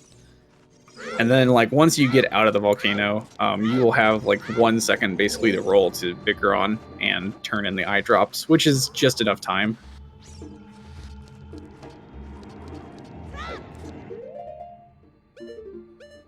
That just sounds stressful, honestly. I want to say Eyeball Frog was somewhere in Forest Temple, but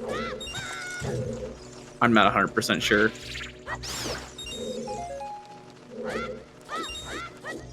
But both runners have, I believe, picked it up at some point now. So Or no. does warping set it to 1 second or something? Yes, if you warp, the game punishes you.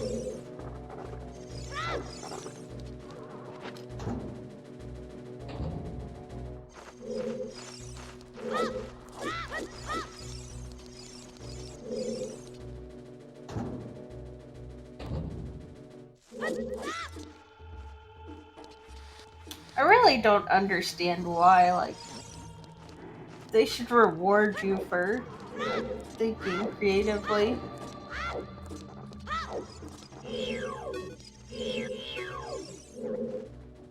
Well, I think the game wants to make it so that, you know, it's actually a challenge to get over there. Otherwise, like, warping would be really easy, but it's much harder to, like, make it there by walking across the overworld.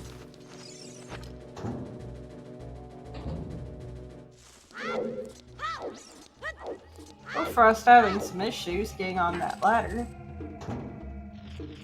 Looks like he's just gonna opt out of that. He's getting ganked by these moblins pretty hard.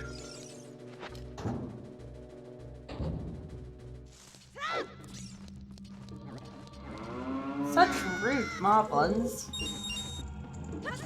In No I Am Wrong Warp, you come to this area with half a heart, so you can skip the minuet cutscene with the death warp.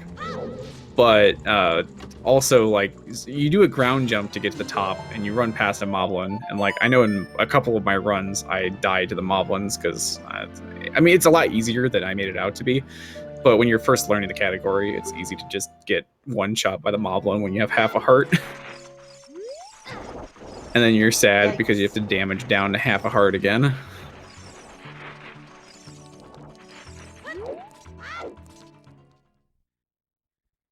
I mean, might just be worse to go down to a heart and then, just in case, sounds like.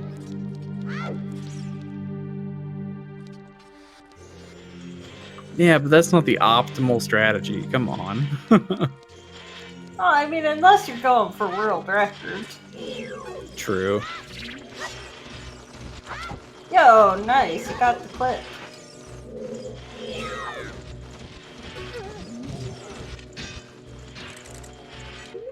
Yeah, so he's come back here, and it looks like he's going to go do Ice Cavern?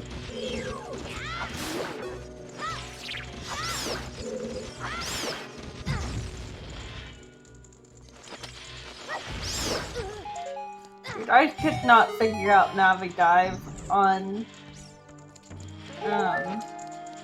as I was trying to learn Ocarina Time any percent the Kakariko route anyway. And I just couldn't get it. I just couldn't get it.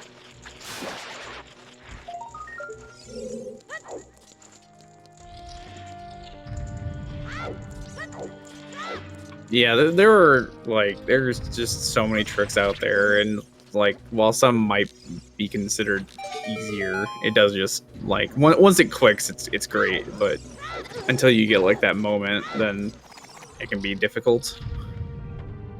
I ended up giving up trying to learn OT any percent.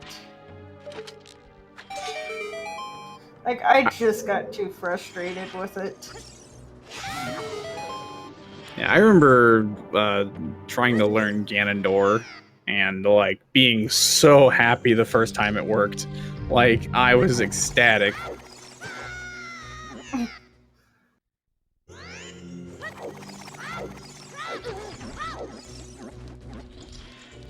Oh gosh. I don't know, that just seems scary.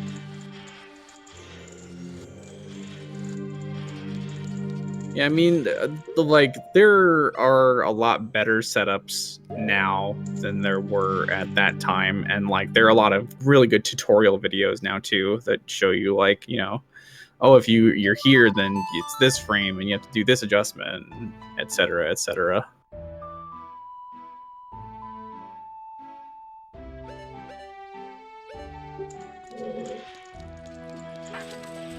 Oh yeah, just outside of Ice Cavern, we find the boomerang. I guess, you know, Jabu Jabu died, and the boomerang just kind of floated to the surface. Or sunk to the bottom, I'm not sure. I missed exactly where it was, but that's funny.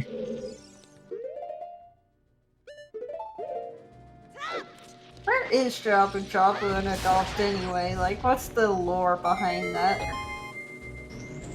I mean, if you're if we talk about glitches, he's just kind of frozen in that like little ice thing right there. If you clip inside of it, then you clip inside Jabu Jabu as an adult.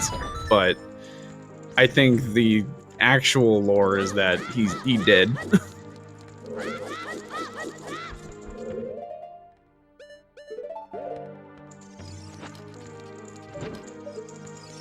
But because you can get inside, even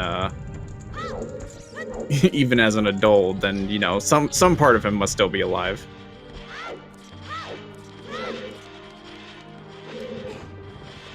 That's kind of disgusting to think that you're going inside a dead fish.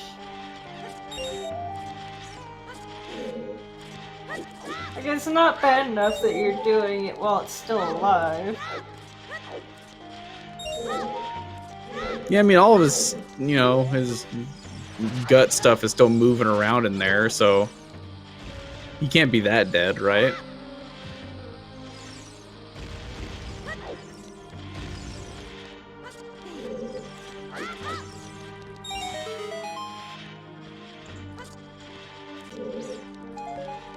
Yeah, that's a good explanation. He's hibernating.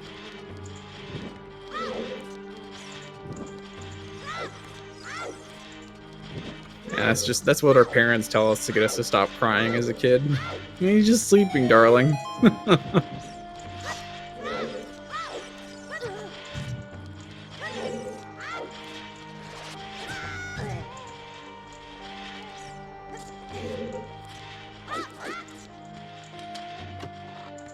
Oh, and Mirror Shield! Mirror Shield's an ice cavern! Bufrost is like, he's pretty much in go mode right now.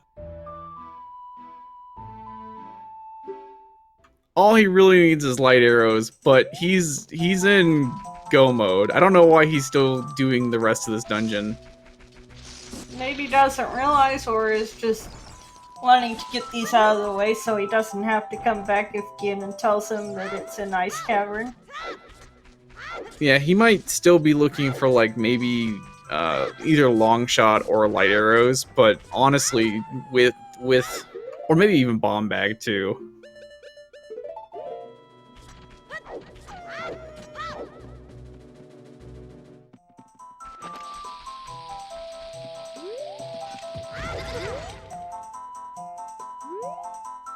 Yeah, the only thing that could maybe, I mean, if light arrows are in here too, then yeah, that'd be really dumb. But yeah, he wants a bomb bag and maybe long shot, which we know long shots at Rolling Goron as Child Link.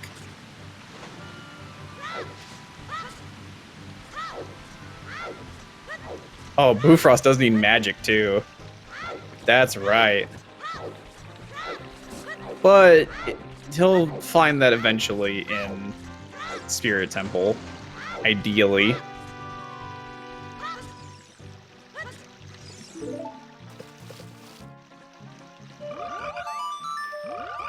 What I meant to say was we're in go mode, chat. We know where everything's at now. I think that's called no mode. Just saying. We could complete the game, probably.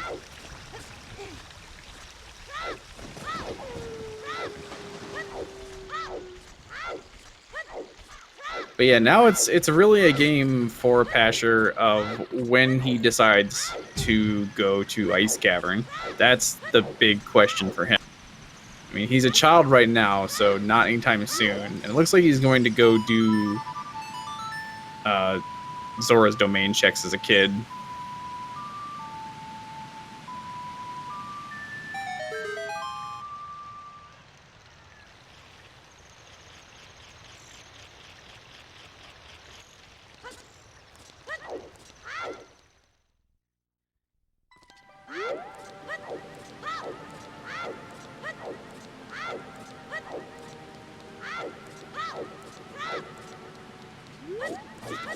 I don't think Bufrost would have beaten DC unless he did it entirely with, like, because Bomb Bag was also in DC, although it was up top, but I don't think he would have skipped that chest.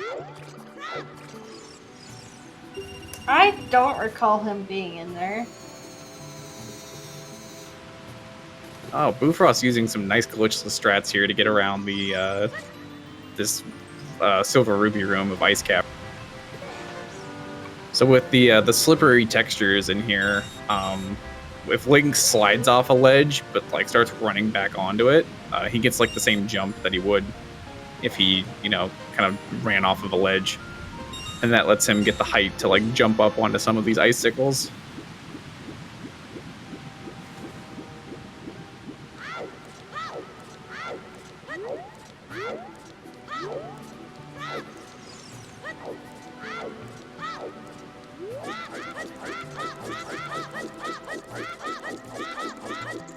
You know, why don't they just make it so Ganon is invincible like they do in A Link to the Past if you don't spawn the Rainbow Bridge?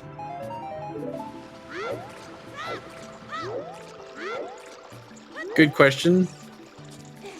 Beats me.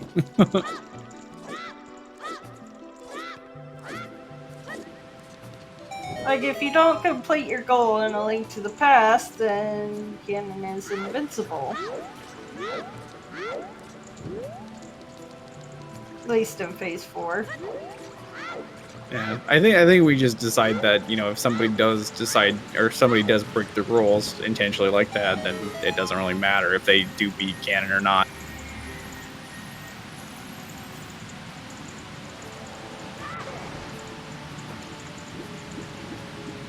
True. I remember when I was so excited when I got my N64 and then my EverDrive. I was like, yay, I can finally play.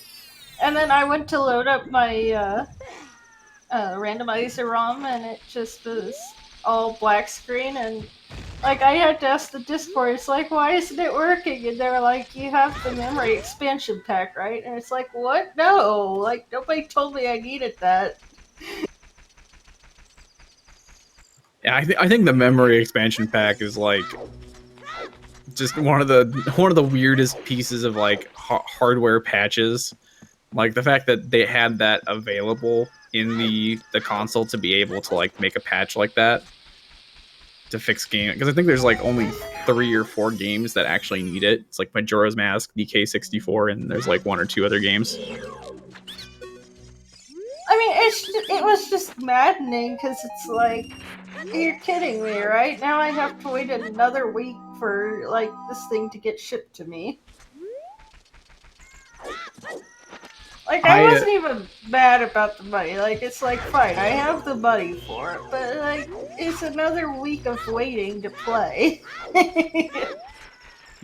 I got a GameCube and Wind Waker for Christmas one year, and like that was, you know, the advent of memory cards being a thing, because that wasn't, you know, N64. It's all saved to the actual game, and I think I played Wind Waker through Dragon Roost Cavern like 4 times before I got a memory card. Oh my, yeah. Well, you know, at least on Wii though, like, if you play through Nintendo, you can just like have the SD card act as a memory card and just kind of cheat the system.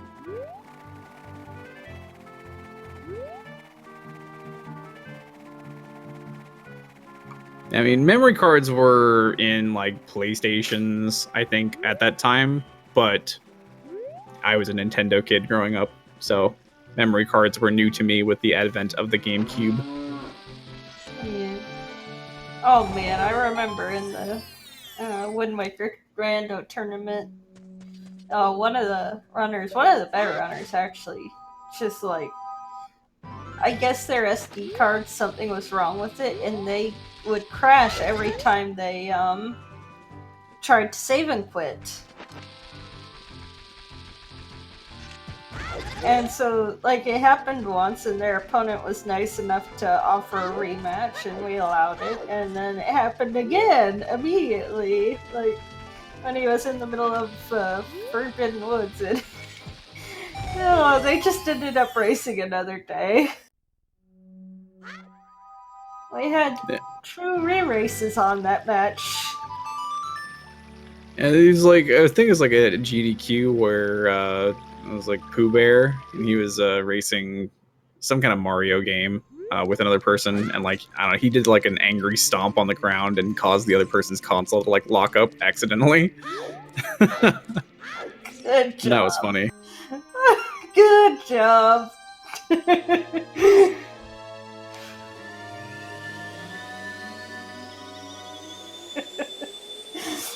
Oh man, and I remember a Link to the Past. There was this one race where goodness only knows what Andy did, but he ended up hard crashing his console and losing like a ton of progress.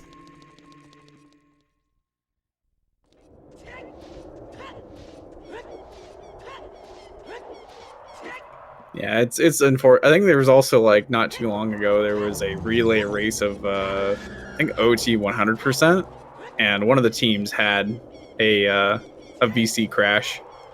It's like it's so rare, but it happens at like the most inopportune times.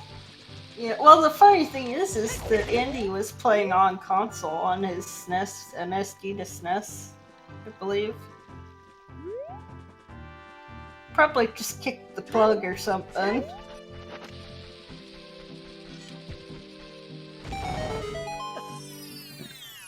In the game so far, once we get off track a little bit, but Apasher finds fire arrows. That's a fire source if he wants to get into Shadow Temple that way. I mean, he can You always know, just can glitch in there, somebody but explain to me how those things maintain fire when they've been underwater? it's magic. I mean, this man's sliding backwards across Hyrule Field, and you want to know how fire is maintained underwater? Yes.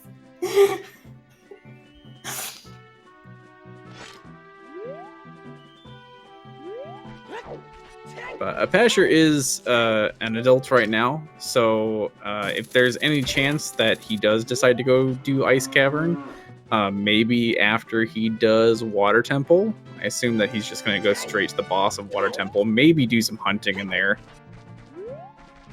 Where was Bo's magic? Where is it gonna be, guys? The one that we found was in Spirit Temple.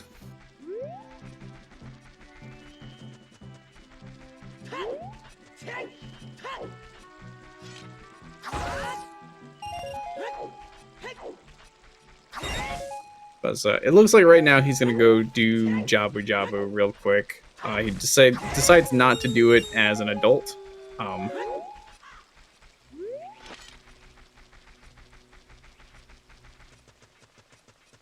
Which maybe he's not familiar with the trick to get inside there.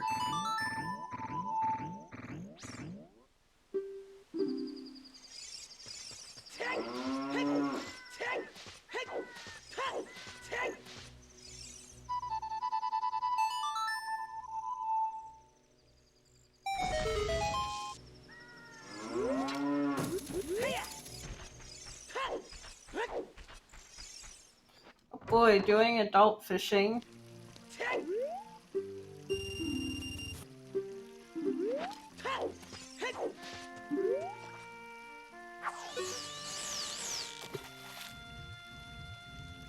Yeah, fishing, I mean, this could still have something on it, but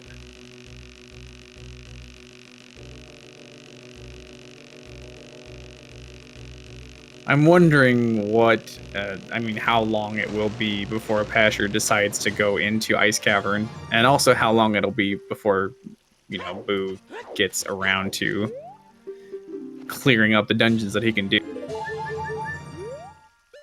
Because even though he can't do, or he isn't necessarily in go mode, he can do all 4 dungeons that are left right now.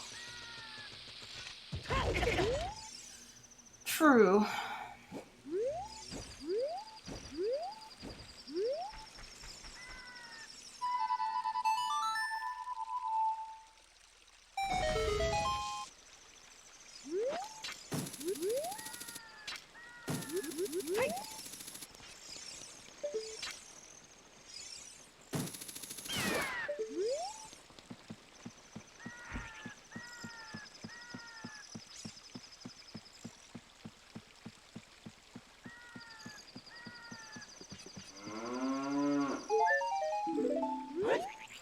the recovery part.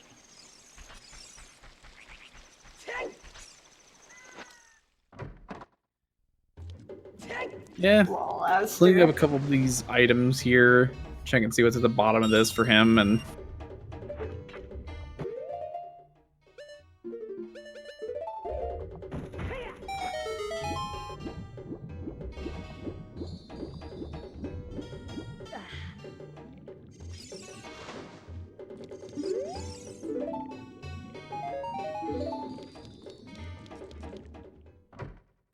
yeah, it's just one of the like principal rules of Randomizer is just always go for progression. Like if you can do a dungeon, do it.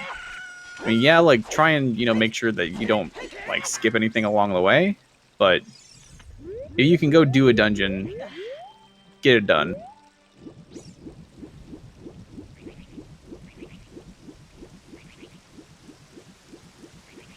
I mean, that makes sense.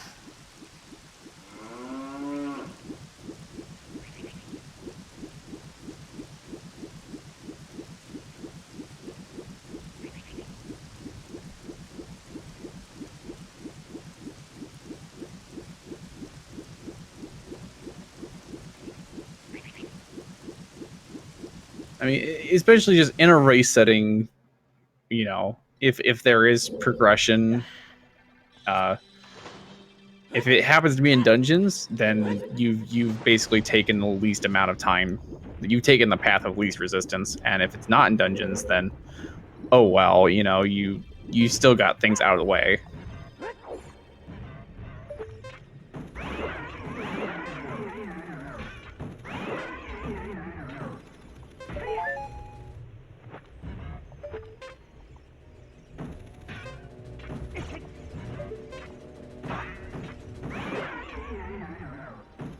I mean, we both know where the items are for these two runners. They just need to figure that out.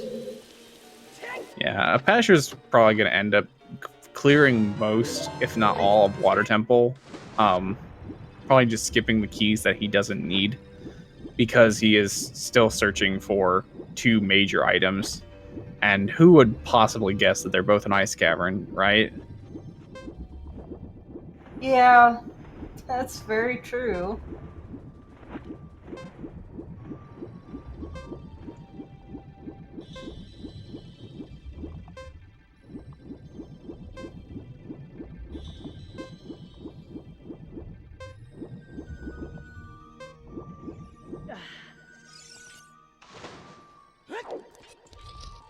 But Bufrost is in Jabu Jabu, and he's going to do a mega flip here to just kind of skip most of the dungeon. Trying to buffer to the frame where Link's kind of doing a limbo. Got it. Backflips there, gets across just fine.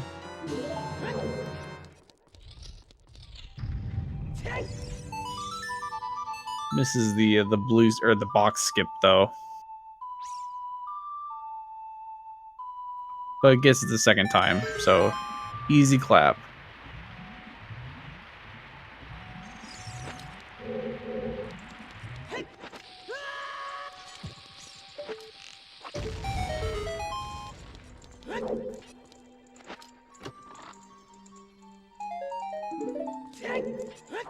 And Apasher gets the jump to the second level there really easy. It's a lot simpler to do with hover boots compared to without hover boots, where you have to do an untargeted side hop, but still saves a lot of time from having to leave and then raise the water level up to the second level, come back over here.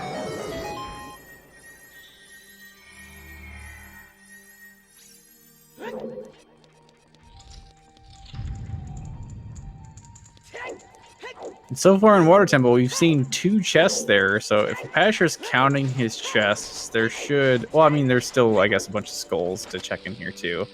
But, we want to make sure that we're counting things as we go, so we don't have to do unnecessary checks.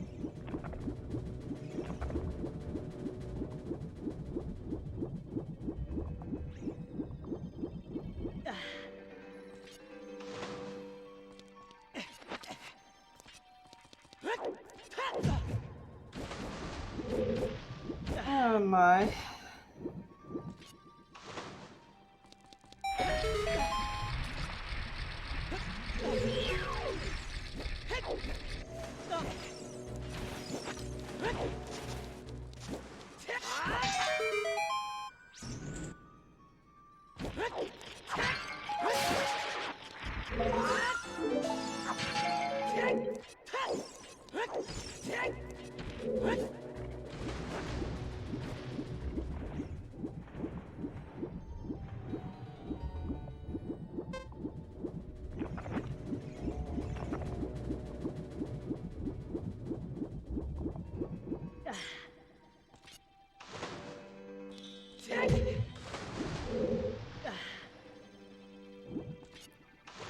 So, got his spirit medallion.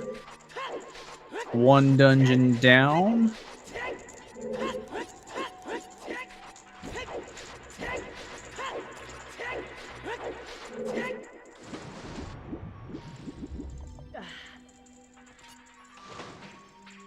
Oh! Oh! Maybe? And it looks like, yeah, he's gonna go child side spirit now. Was it on adult side, I assume? It's in the area with the snake statue, so it's both child and adult side. Alright, so he might be getting it then.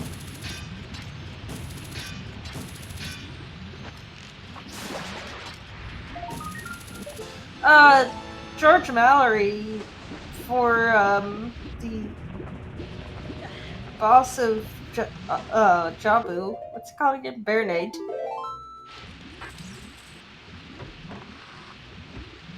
Yeah, Baronade, Volvagia, and Twindrova are the three bosses in this game that have a hard requirement for what item you have to kill them with. You actually can't damage Jabu's, or not, Baronade's like tentacles without the boomerang.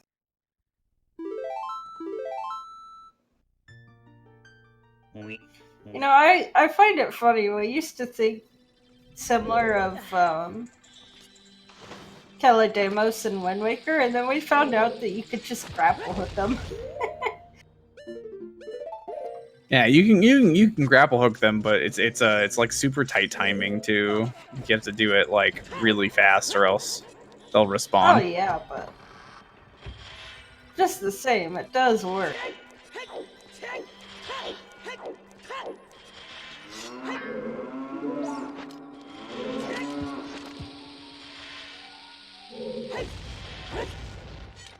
So Apasher going to set up a boss key skip here, so he gets the appropriate height needed to kind of clip through the top of the Zor's exposed loading zone.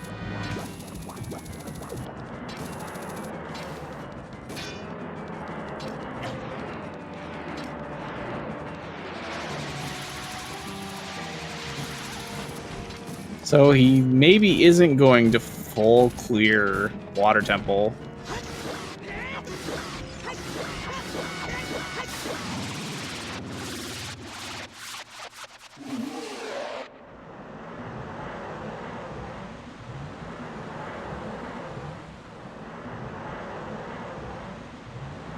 Thankfully doesn't need to, though. Yeah, he doesn't necessarily need to, but I'm wondering if he thinks that there's something else in Water Temple. Because Water Temple just, it's got a lot of stuff in it, especially in Glitched Rando. I'm wondering if it's possible they have to come back here later. But probably not. I'm assuming that light arrows are either in Shadow or in Ganon's castle.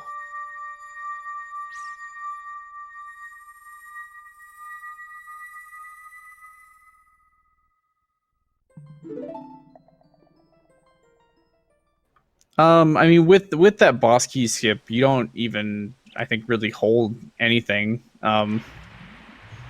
You pull your sword on, like, there's like 5 frames around when the bomb explodes, that if you pull your sword when you're at that height, you clip into the door.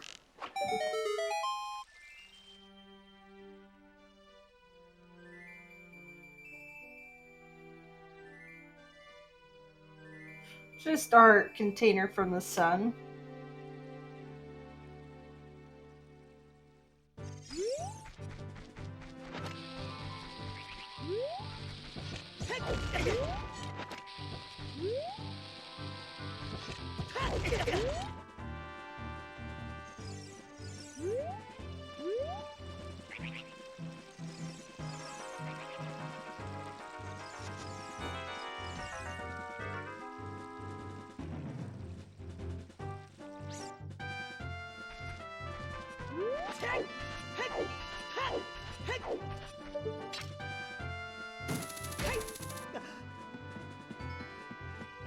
Okay, so it does look like child side spirit is locked.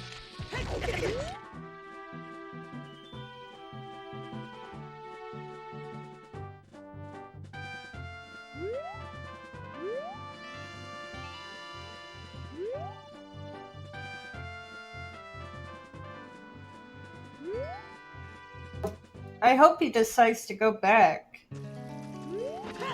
soon. Yeah, he'll have to do it as an adult, but he should still be able to. I mean, if he gets magic as an adult, that's the big question, because I don't know if he'll take the keys that he gets as an adult and come back as a child to get that one last chest. Unless he also does the statue pulling strategy as an adult.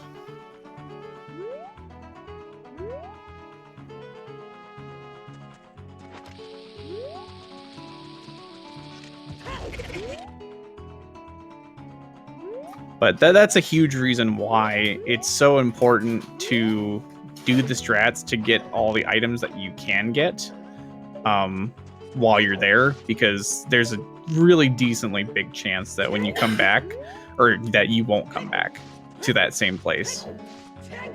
It's very easy to get caught up in doing other things, and it's so time consuming that people won't want to come back for just, one check. Is he going for... Oh my. Yeah, Apasher gets a clip into Gerudo Training Ground. So now we're going to see what maybe is in here.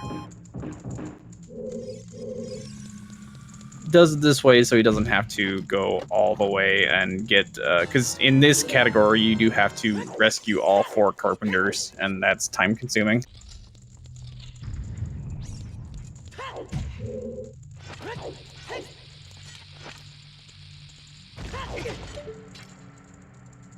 He is going to weird shot his way through this maze, though, so he's going to check and... Well, actually, he's going to check and see if there's any big chests that he can see, which there is one all the way back there.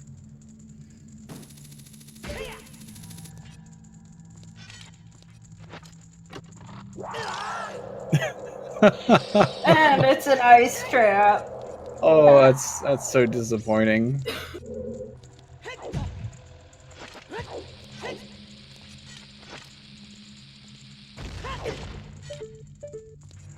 Think we're gonna see the toilet? That is I in mean, here, it's right? it's in logic.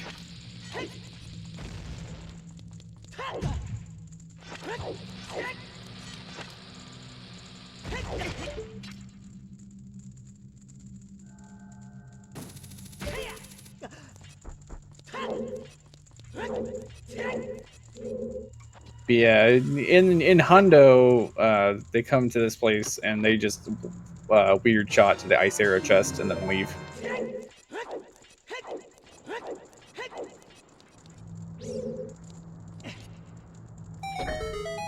So he landed on the switch, so it looks like he's going to go do the toilet bowl check. That's exciting. George, you are going to see it. I will tell you what it is, or likely will.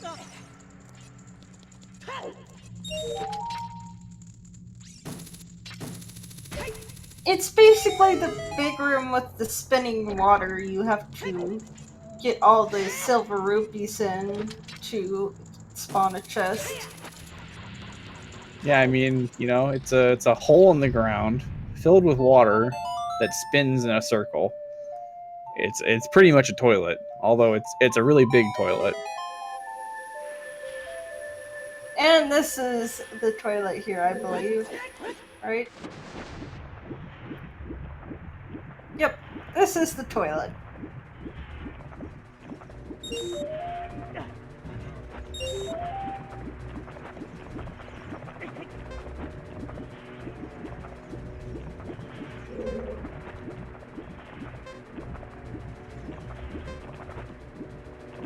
Also, this room is awful. Yeah, it's a lot easier with fast boots because swimming with iron boots lets you kind of like move around as you want. Although Apasher is still having one hell of a time moving around in here. But basically, as long as you're holding Z target and moving, when you equip iron, or if you equip iron boots, you'll keep swimming, but you'll start sinking instead of like sinking straight down.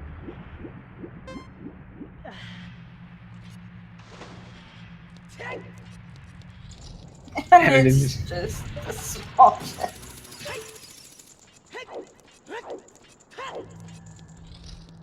Yeah, this GTG, unless light arrows are here, he's not going to be happy with anything that he finds in here.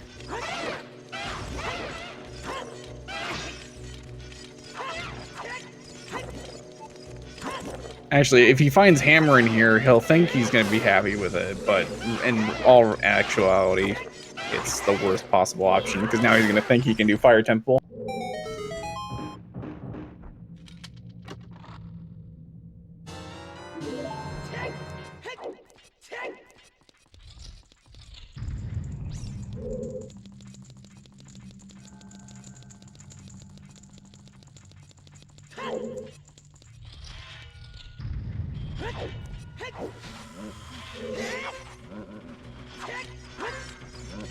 Meanwhile, Bufrost opting in to go do bottom of the well while he's still a child. I think that this, like his play right now should be to prioritize the dungeons that he can complete.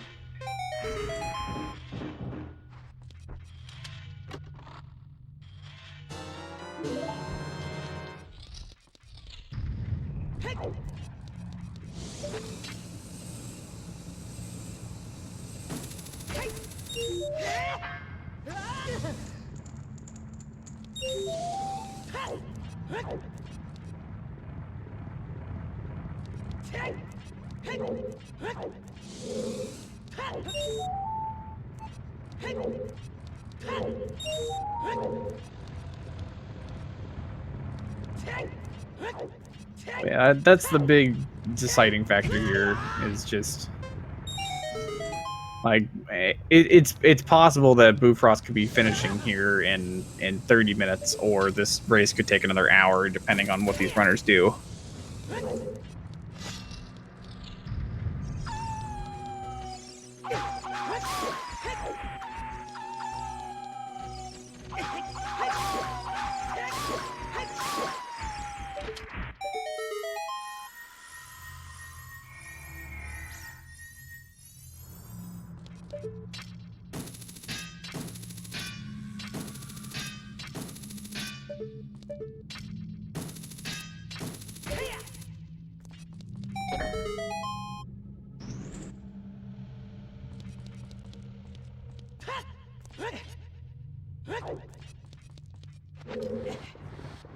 Yeah, I mean, I don't think that the play into GTG for Apasher is a bad play at all right now. He can pretty much full clear this entire dungeon, and it's got like 13 checks in it.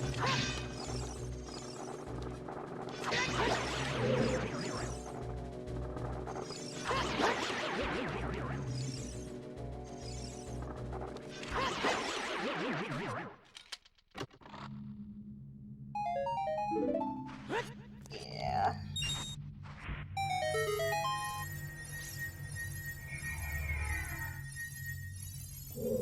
And just more small key chests. 3 small key chests in that room. I mean, aren't there a ton of small keys in this dungeon, though, too? Well, dungeon.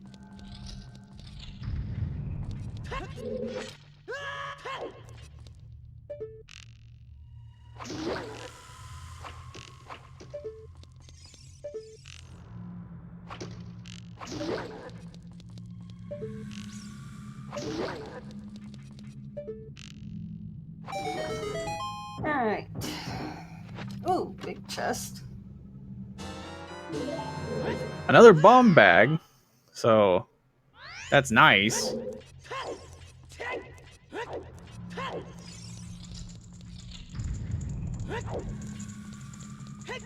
Another big chest.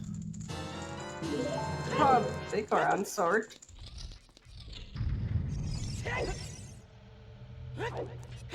Certainly not bad to have. Yeah, but so far this trip to GTG is turning out to be more like just a vacation that's leaving him rested and eager to get back to work.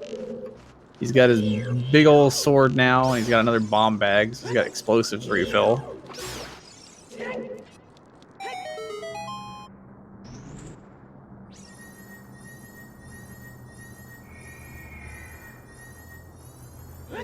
But those are the last 2 chests in this dungeon, so not feeling very fulfilled at all.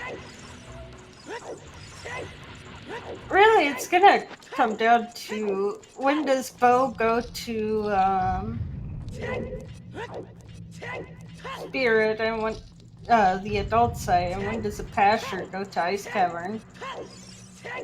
Yeah, Apasher has like he has go mode ice or like go mode spirit and Jabu to look forward to when he does finally go to Ice Cavern.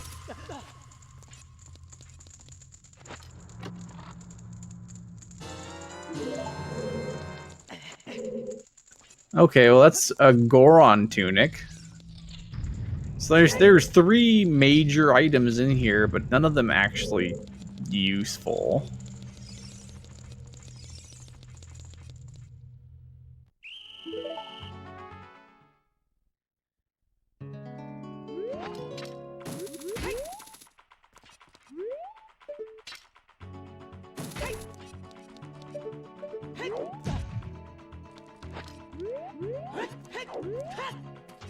Well, he's gonna do the old gate clip method, or gate skip method, not gate clip. And I guess he's gonna go check the wasteland structure real quick.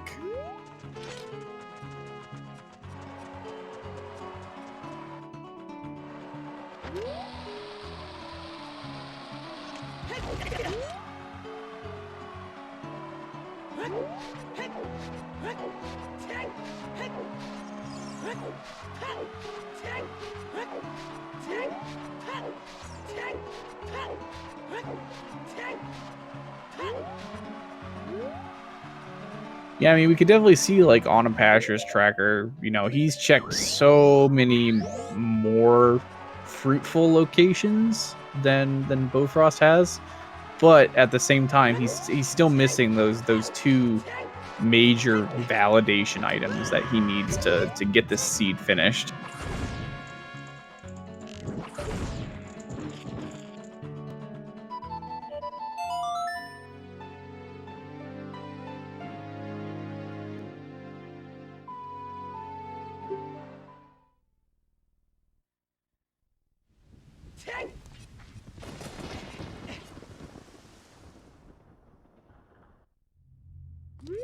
He's checking these flame locations here that he couldn't get before, lighting up these torches.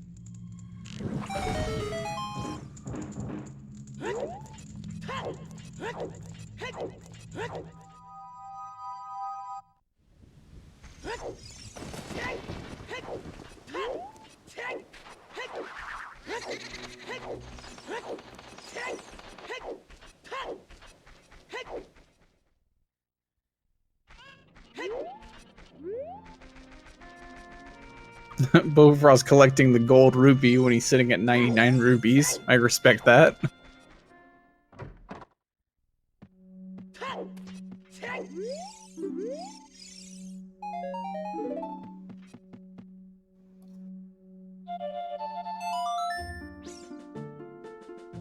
And it looks like he's gonna go make a dip down into Fire Temple now.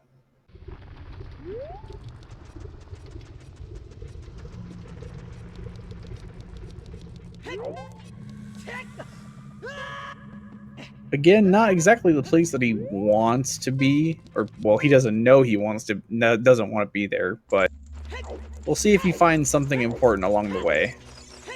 I mean, it's not going to be required at this point.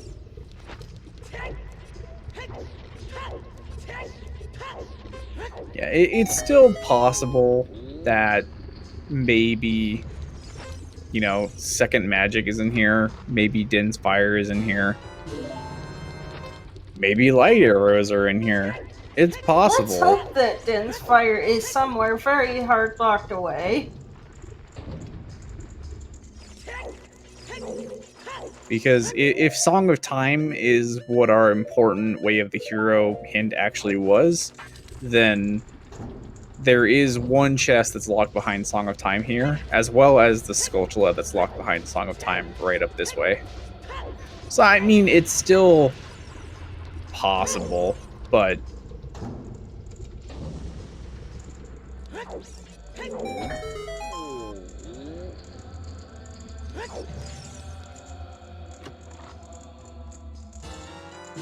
I mean, my fear is if they find Din's Fire, then he might think Shadow.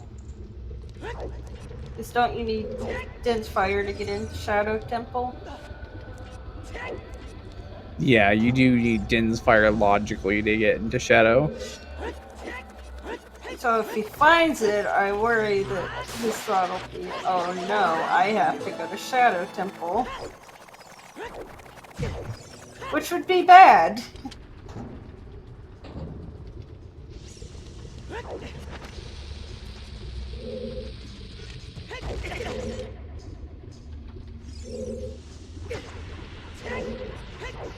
Yeah, this seed still has a lot of questions that need to be answered.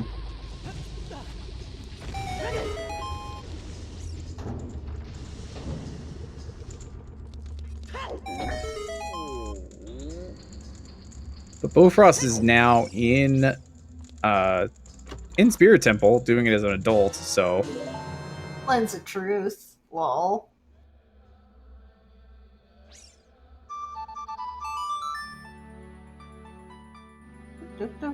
Okay, I think maybe Apasher's about to follow his Lens of Truth just to go check Lens of... No, he's leaving, so, Maybe check Gan's Castle Fairy. They haven't done that yet. 2 to 4 hours is the estimated time. Yeah, I would say in this seed, we've got a solid probably 30 to 45 minutes left. They might, you know, heck me over, but...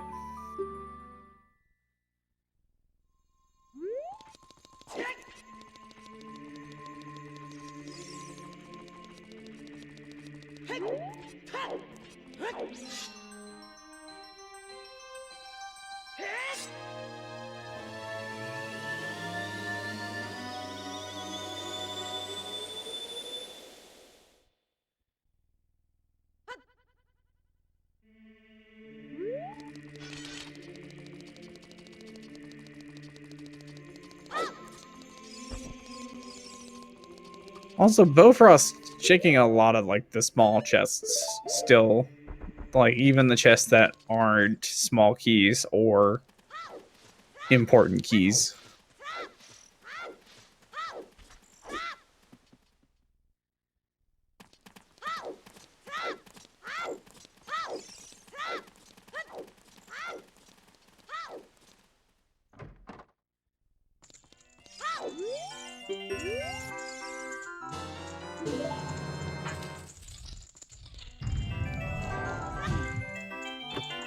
So yeah, Apasher is actually going to follow the Lens of Truth that he just picked up. So if you do this without Lens of Truth, is it just getting lucky multiple times in a row? Yeah, you have like a, what is it, like a 1 in 64 or 1 in 32 chance of like getting it all right, considering it's like 1/2 times, or 1/2 to like the 1 or the 6th power or something like that. No, it's the 5th power. So I'd be 1 in 32 if it's to the 5th power. So yeah, you're just guessing on a 50-50 over and over.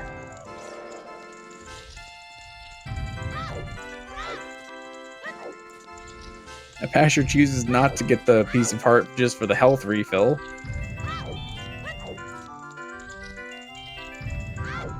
I mean, I can send you the settings string. Like, that's allowed. Hold on.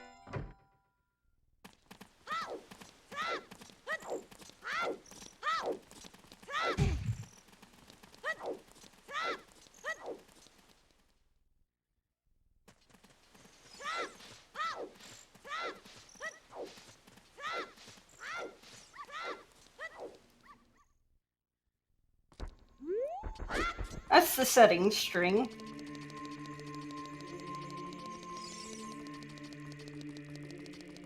You're welcome. Yeah, the most notable settings about this is Dungeon Skull Sanity. The Ganon Tower boss key door is not unlocked by default.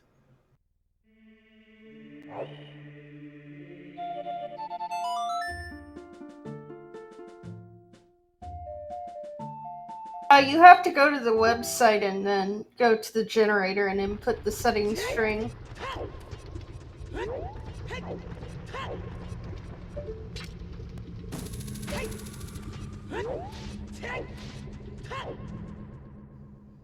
I believe it was Epona's.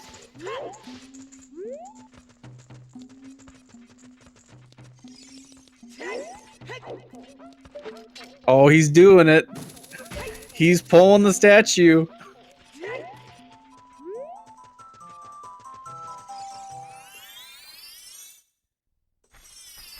It's happening. Oh, baby. Everyone give Bofrost your energy. He's gonna be in go mode, though. So, even though this is annoying, he's gonna feel really good once, well, or maybe not, given that it's 2 hours and 40 minutes in almost, but he'll at least be in go mode.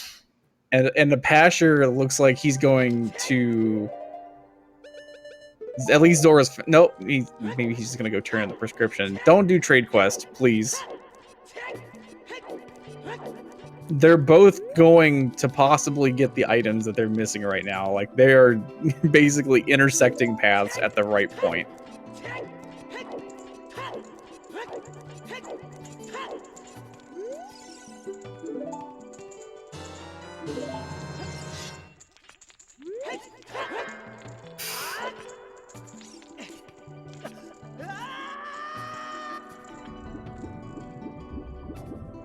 Like, this is such a perfect moment. If you don't think that ZOOTR Randomizer is scripted, I submit this for your perusal.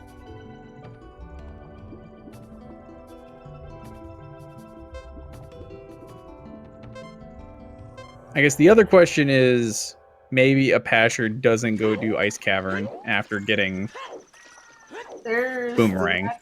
For Bofrost. Yeah, and you see Bofrost do a little bit of a of a victory slash there after picking that up. I'm not sure that's a victory slash or a what the heck game. Why you heck me over like this?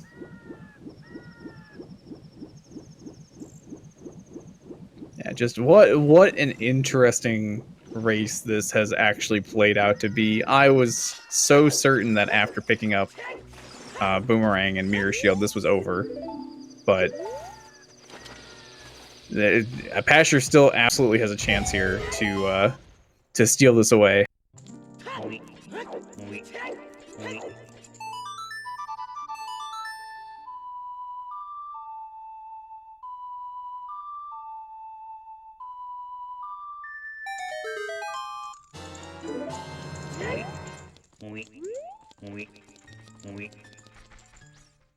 Oh, but Apasher's got the health weeps going on. I didn't even notice.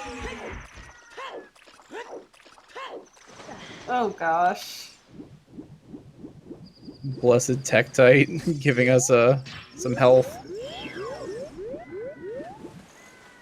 Did he just get some sort of ESS? Is that water ESS or whatever? He Oh, did a no. little bit of a super swim, getting recoil off of the Octorok.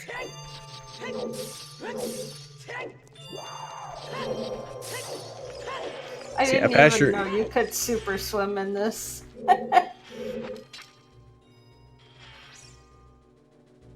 yeah, Apasher going into Ice Cavern gets the clip through the gate with the assist from the Freezord.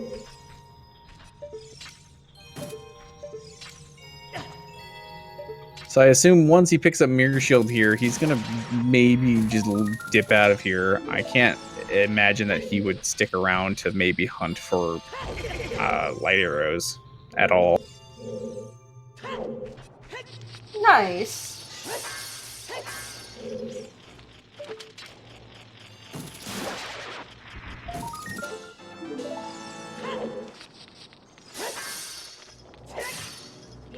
And there's that chest.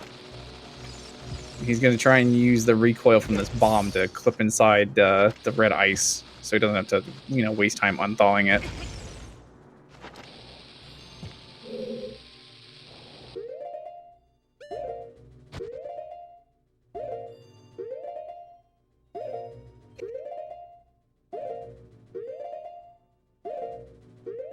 Trying to buffer it.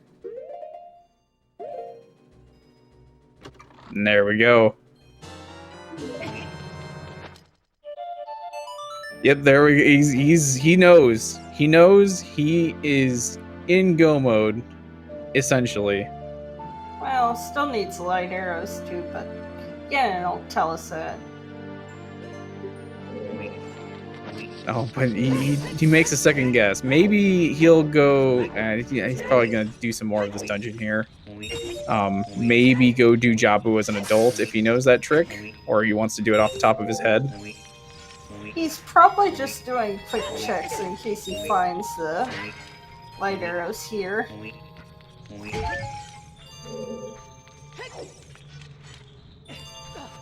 Oh! What? There's light arrows. Where is this? Light arrows are in Deep Spirit. Oh my god. The Locked heck? behind the mirror shield, actually.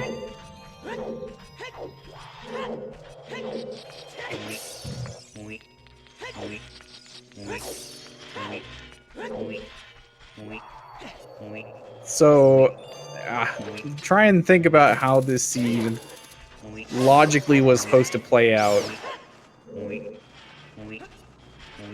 Why was Sacred Forest meta Way of the Hero?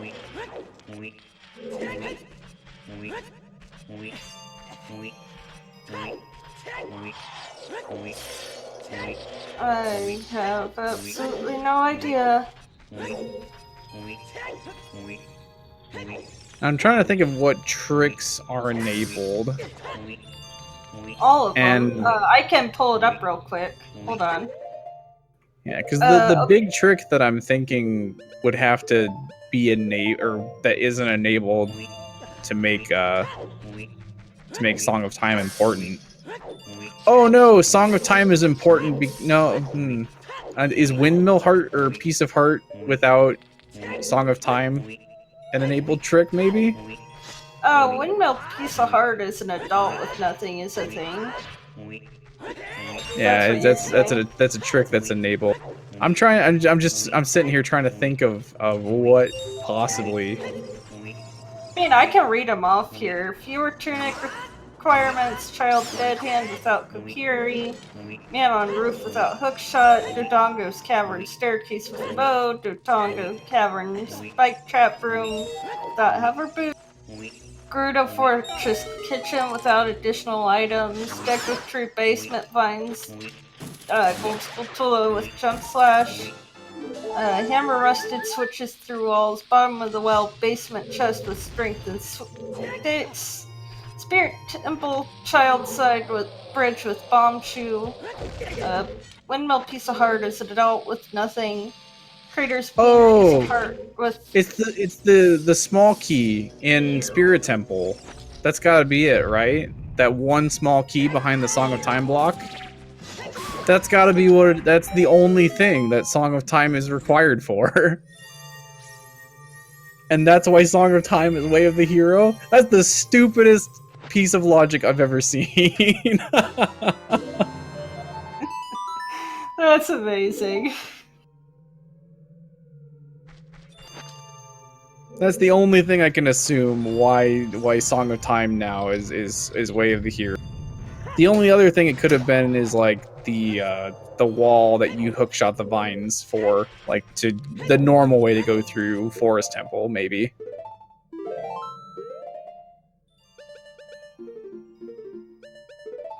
Wow, that's just so dumb. Yeah, this is a really mean seed. Apasher is trying to equip swap Boomerang right now. It's a frame perfect trick, and you can't pause buffer it because you're already in the pause menu.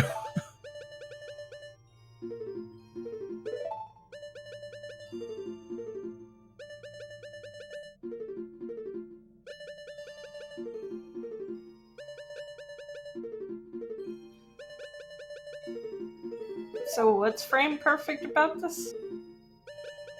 So what he's trying to do, he puts his cursor over Boomerang, and then when he switches the menu over, on basically the first frame that you can select an item, you move to where Ferrore's Wind is, or Nehru's Love, I suppose. And you try and equip that, and the game will still think it has the cursor on Boomerang, and it'll equip that instead. And so that way you can equip Boomerang as an adult.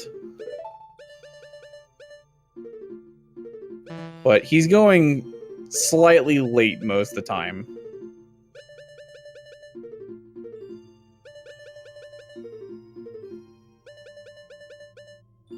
And yeah, unfortunately he does have to go back and put his cursor over Boomerang every time.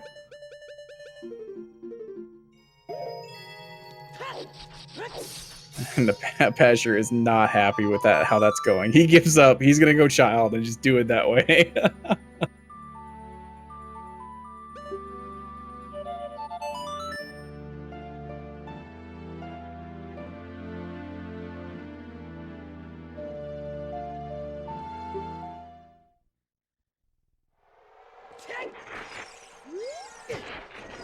Meanwhile, Bofrost, still working on Spirit Temple, does not have his bomb bag yet.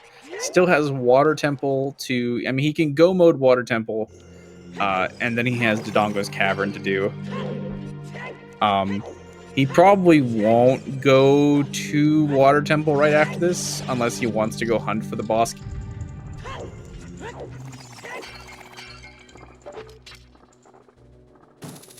I think that going to do DC after this would be the best play, because he can do that really fast, and maybe, you know, he'll find something in there easy.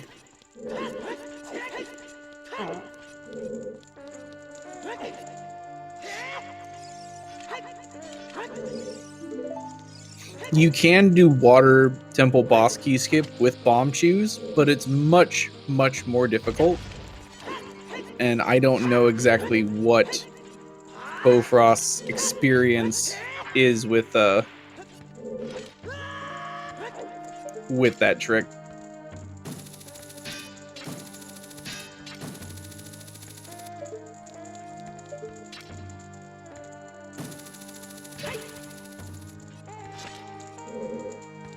Man, you can hook shot all the way up there, or long shot all the way up there, I should say.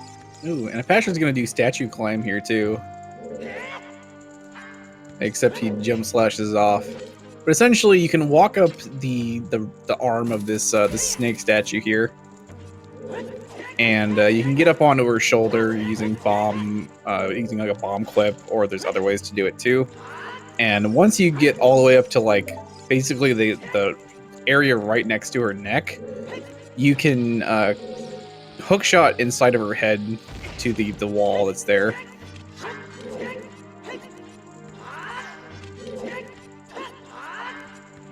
Ooh, and misses the last jump slash there to get into that little gap there.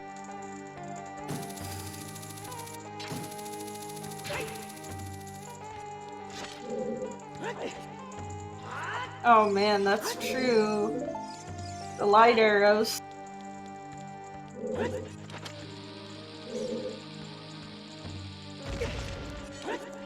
Yeah, if in Apasher's position, it's I think much faster at the moment to skip going into or going and hunting for light arrows and just waiting for the guaranteed hint from Ganondorf.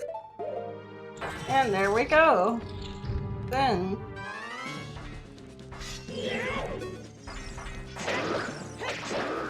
Oh man. Who do you think has the edge at this point?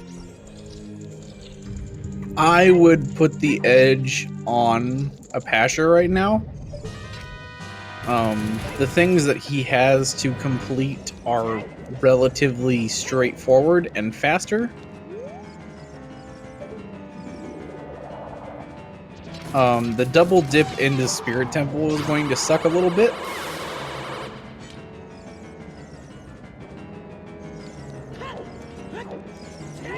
Also, I will be right back.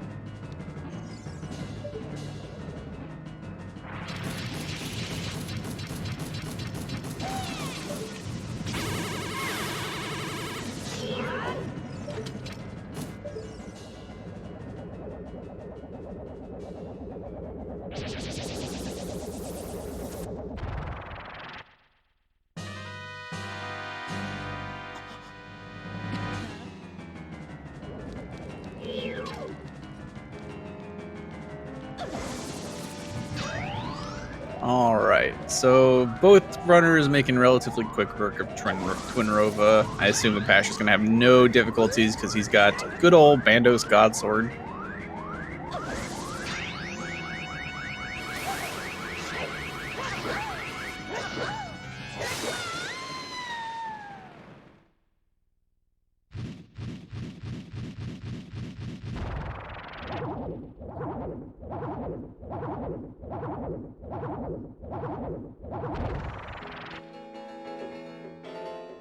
So yeah, Bofrost completing the rest of this seed is highly dependent on how comfortable he is with tricks that don't involve or that involve bomb shoes instead of the bomb bag.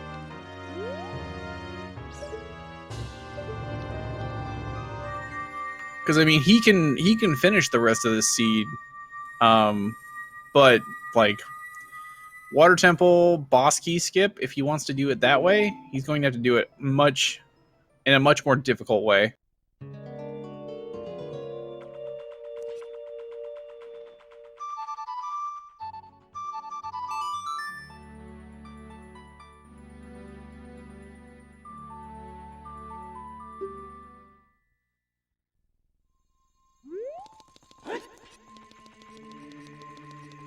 And Bofrost realizes something, and he's gonna warp back to Temple of Time, and he's gonna go Child again as well.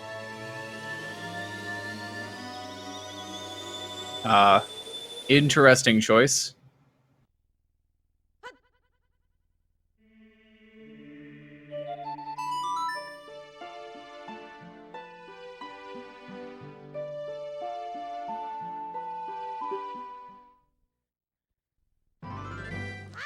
Meanwhile, Apasher just going to make his way into Zora's domain using the shortcut here. Gets the super swim, easy peasy.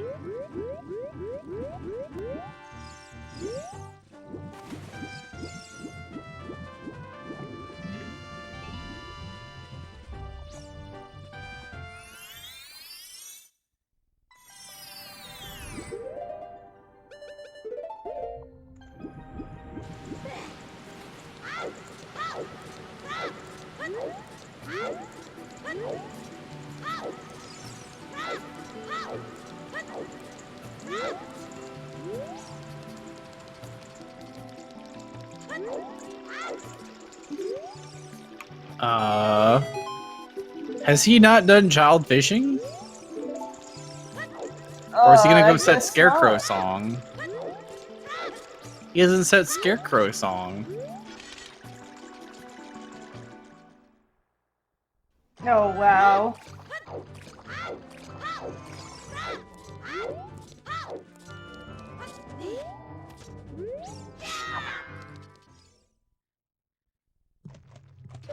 I'm really interested to see what's going through Bofrost's mind right now. And where exactly he's going. Might still be looking for a bomb bag. Maybe he's just not comfortable. He didn't do Dampe's grave digging game as a kid, I guess? Apparently not. Just 20 rupees.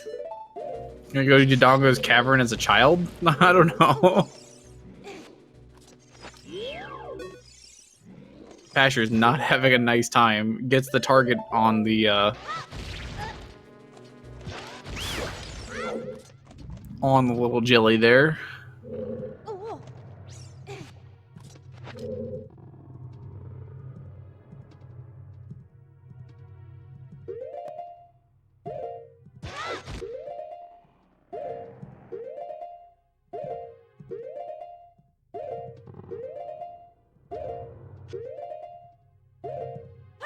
I mean, I guess we'll find out what he's thinking.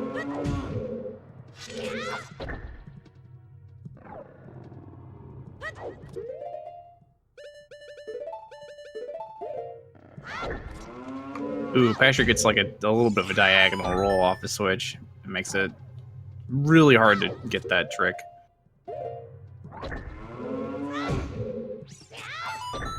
So, is this frame perfect? Yeah, it's pretty much frame perfect. Gets to the third try though.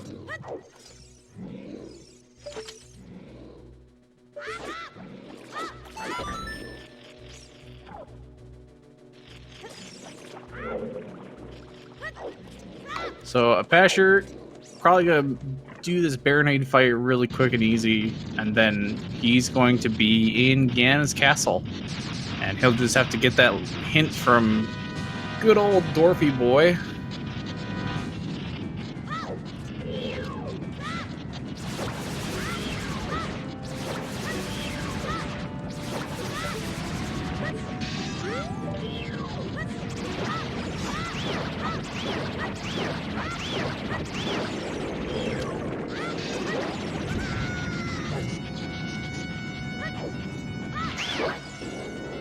Does get the relatively quick cycles down there on Baronade. Not the perfect fight, but a good enough fight.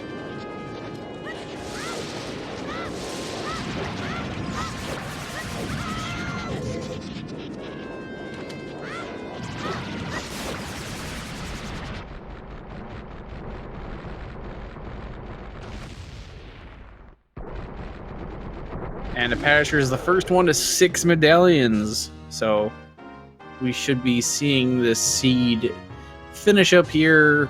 Oh, I would say about 20 minutes.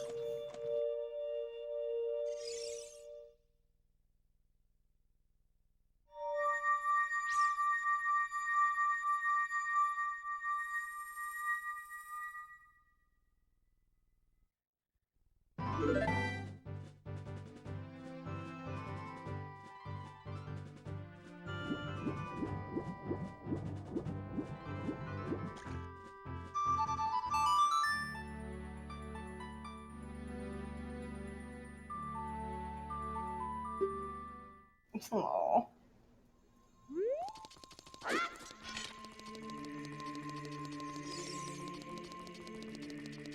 Apasher going adult.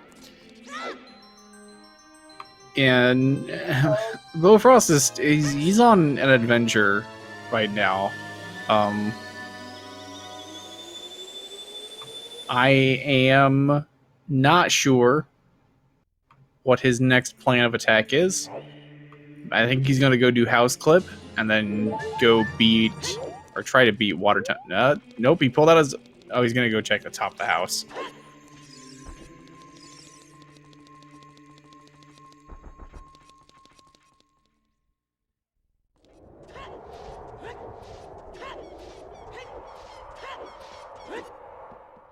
There's a scarecrow up there? What's the point of the bean patch then? Just multiple ways of getting around, I guess. Giving you another option.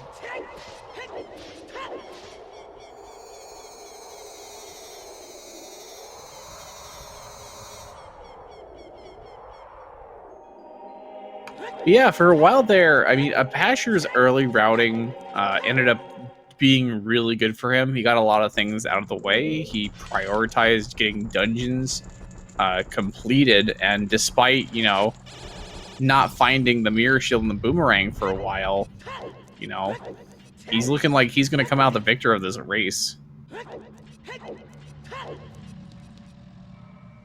Yeah, I think that's almost a guarantee at this point.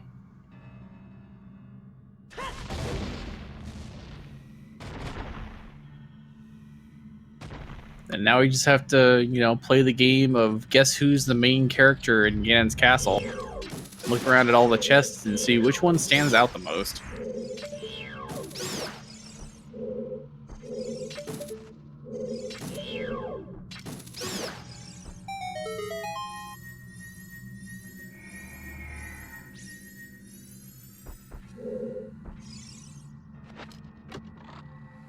Yeah, still needs a big key.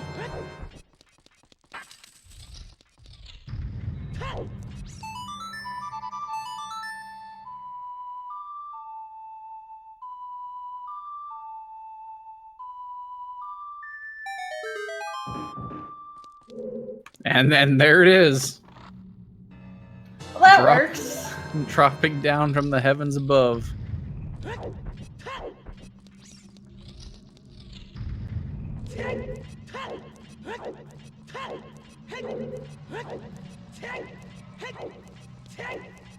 So yeah, like we mentioned, Light Trial has 8 chests out of a possible, like, I don't know, 13, 14.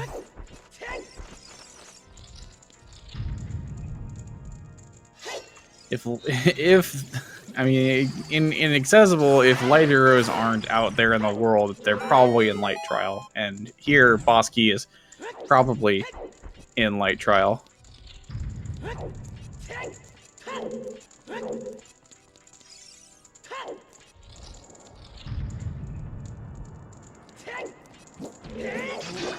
Yeah, Bofrost making his way into Gerudo Fortress right now?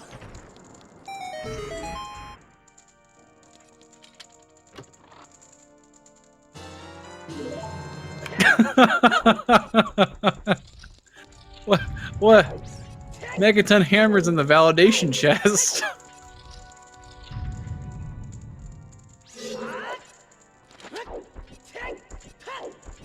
Wait, we're allowed to call it that in this game? I mean, I refer to it as that just because that's what it is, essentially, in in A Link to the Past. That got banned a long time ago, Link to the Past. But hey, I'm on board if it's allowed.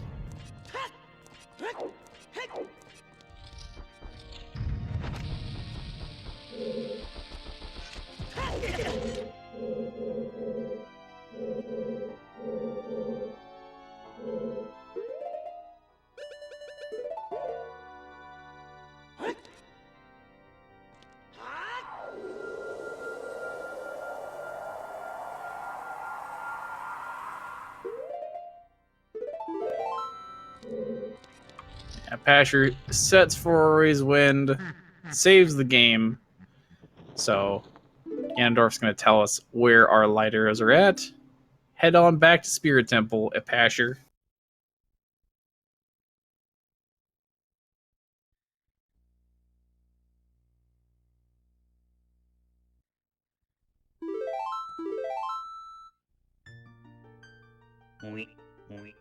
The only unfortunate thing really about it is that it is deep in Spirit Temple. And also, Apasher, you can't warp out of here. Oh yeah, no, you can. I think it's Ganon's castle major that you can't warp out of, maybe?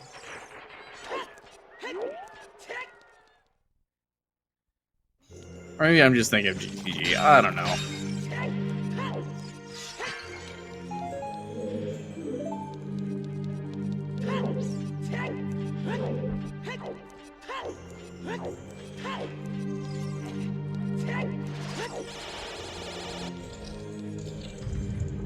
There's just this general meme in Zelda Randomizer culture, I guess, that the last chest in the game is, because you pass by it on the way to the end, that it's required to open up to validate your run. It's not really that way, but, you know, it's a fun joke.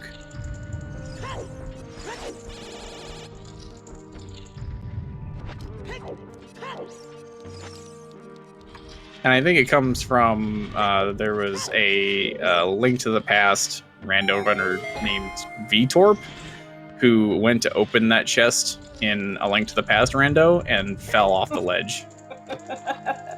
I don't remember who that was, and actually VTorp's the dev of A Link to the Past rando, or one of them. I remember it like originally being called VTorp chest, and then it got like it changed to validation chest.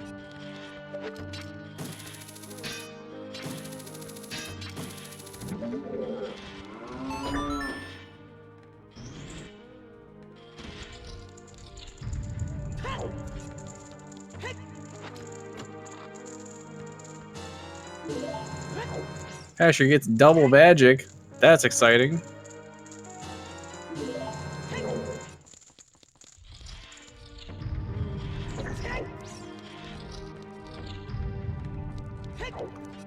Bofrost's gonna go ahead and he's gonna go get the Gerudo card.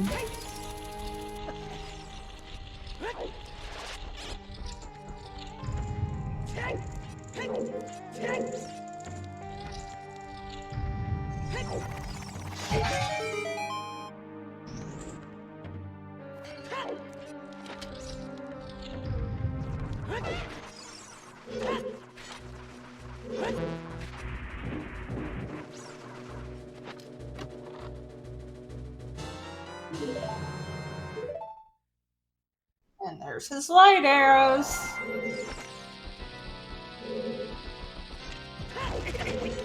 Yeah, so he gets the Hess all the way back up the stairs. Fight Ganondorf. Fight Ganon. And GG. And he's got bigger on sword, so this fight's gonna be relatively easy. At least easier.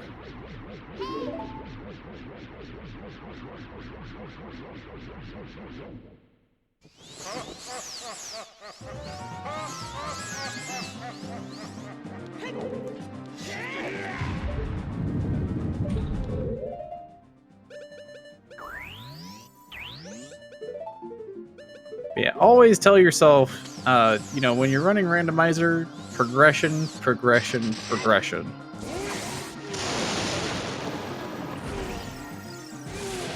Yes, George, he did.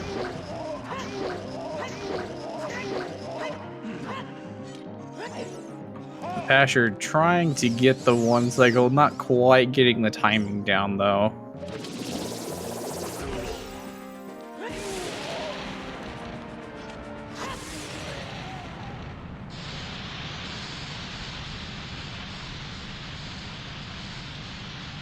Yeah, just missed one crouch stab there at the end to like get him in one cycle, but still makes quick work of Ganondorf.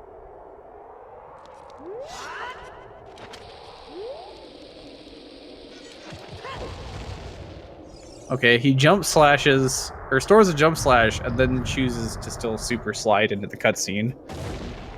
Well, I guess that's not that bad, but still, I thought that was interesting.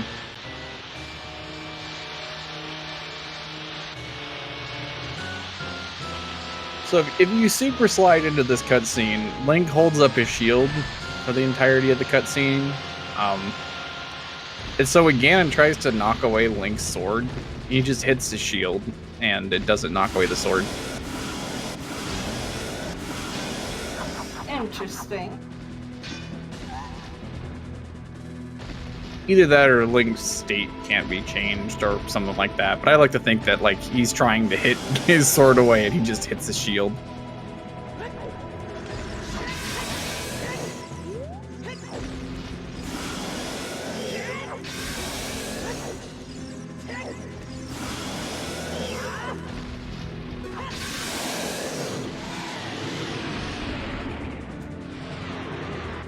Wow, that was quick. Yeah, so the Master Sword and Deku Sticks are the two items that do full damage against Ganondorf. Everything else only does 1 damage. And so with the Master Sword Jump Slash, it just takes 3 crouch stabs to... bigger on sword? Yeah, bigger on sword won't do full damage either. Although if you crouch, or if you jump slash with the Master Sword, and then crouch stab with like the hammer or the Bigoron sword, it'll do Master Sword damage.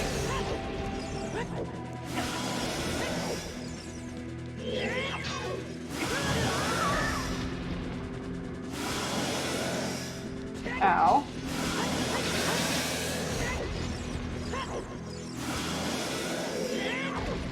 The alternative is like you shoot his. I mean, if you mess up, if you don't have bombs to super slide into the last cutscene, like in a category like No I Am Wrong Warp, you pretty much either have to hook shot or arrow his tail like 10 times, 9 or 10 times.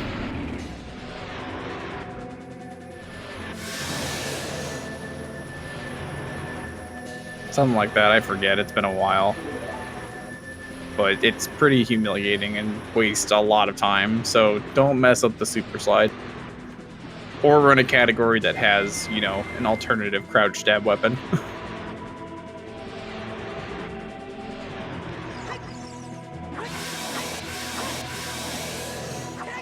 Alright, GG Apasher with the 31330.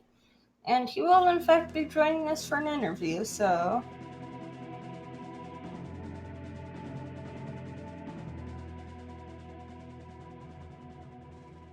Hello, Apasher, GG. We cannot hear you if you're talking. Oh, sorry, I'm still on push to talk from yesterday's commentary.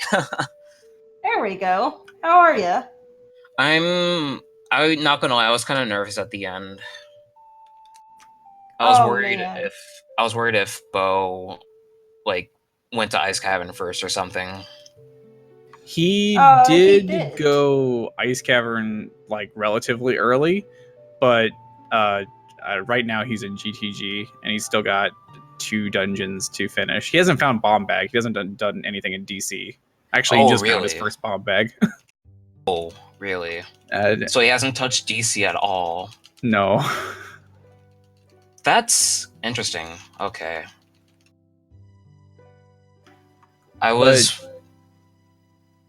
Go ahead.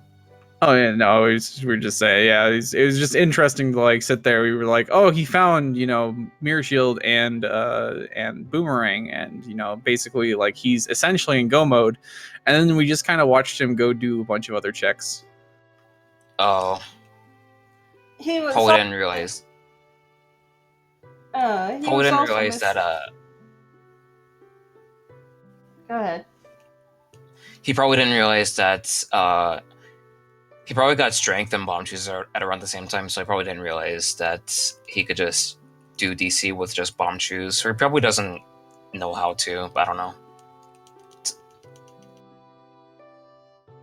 Yeah, but it's been an interesting race because it was like for the longest time you were missing, Mirror Shield and Boomerang, and he was missing Magic, and we thought like, basically you guys got the the items that you needed at the same time. It was like that was like the crossing point. We're like, okay, this is going to, now everything it's going to be a tight race, and then the rest of the race happened. I see. It was well played. I mean, honestly, we were talking for the longest time, like, why would you go to Ice Cavern when we know that Jabu Jabu's barren and Serenade is vanilla? Yeah, that was the main reason why I put off Ice Cavern for the long time, especially if GGD and Bottom of the Well were open, but they were both trash. So it was a bit of randomizer luck there. It's just natural.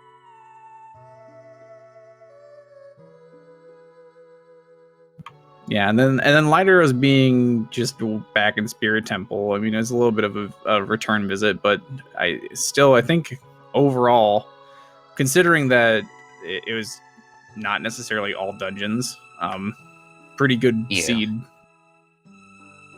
And, I mean, you couldn't have done all dungeons anyway because Megaton Hammer was in Ganon's castle. That was an interesting find. I was like, oh no, is Light Arrows in Fire Temple or something? That was my immediate reaction. That would have been really interesting, but I mean, as far as like, this glitch tournament seeds go, this wasn't an awful one. It was just kind of mean in a couple ways. Like, it wasn't an awful one, but it also wasn't like too linear, which is good. It's the kind of seeds I need more practice in anyway. Yeah, and we were saying like early on, he decided he went child and he did mostly child stuff for a long time, and you went adult early. Is there like some specific thing that makes you want to do more adult stuff early, or are you just still kind of like playing seeds by ear essentially? I just play them by ear mostly. Like, I just base off of what I get in the early game and then decide to do from there. Like, I got strength and bomb shoes early, so I was like, oh, I'll just do DC right away, and then that just led to more and more items as adult, and it just kept me stuck as adult. And then I had the back of my mind, okay, I should do child one of these. I should do child eventually, but I don't think I needed to do child at all because I think I was still missing Mirror Shield and Boomerang as I was done with most of the adult checks.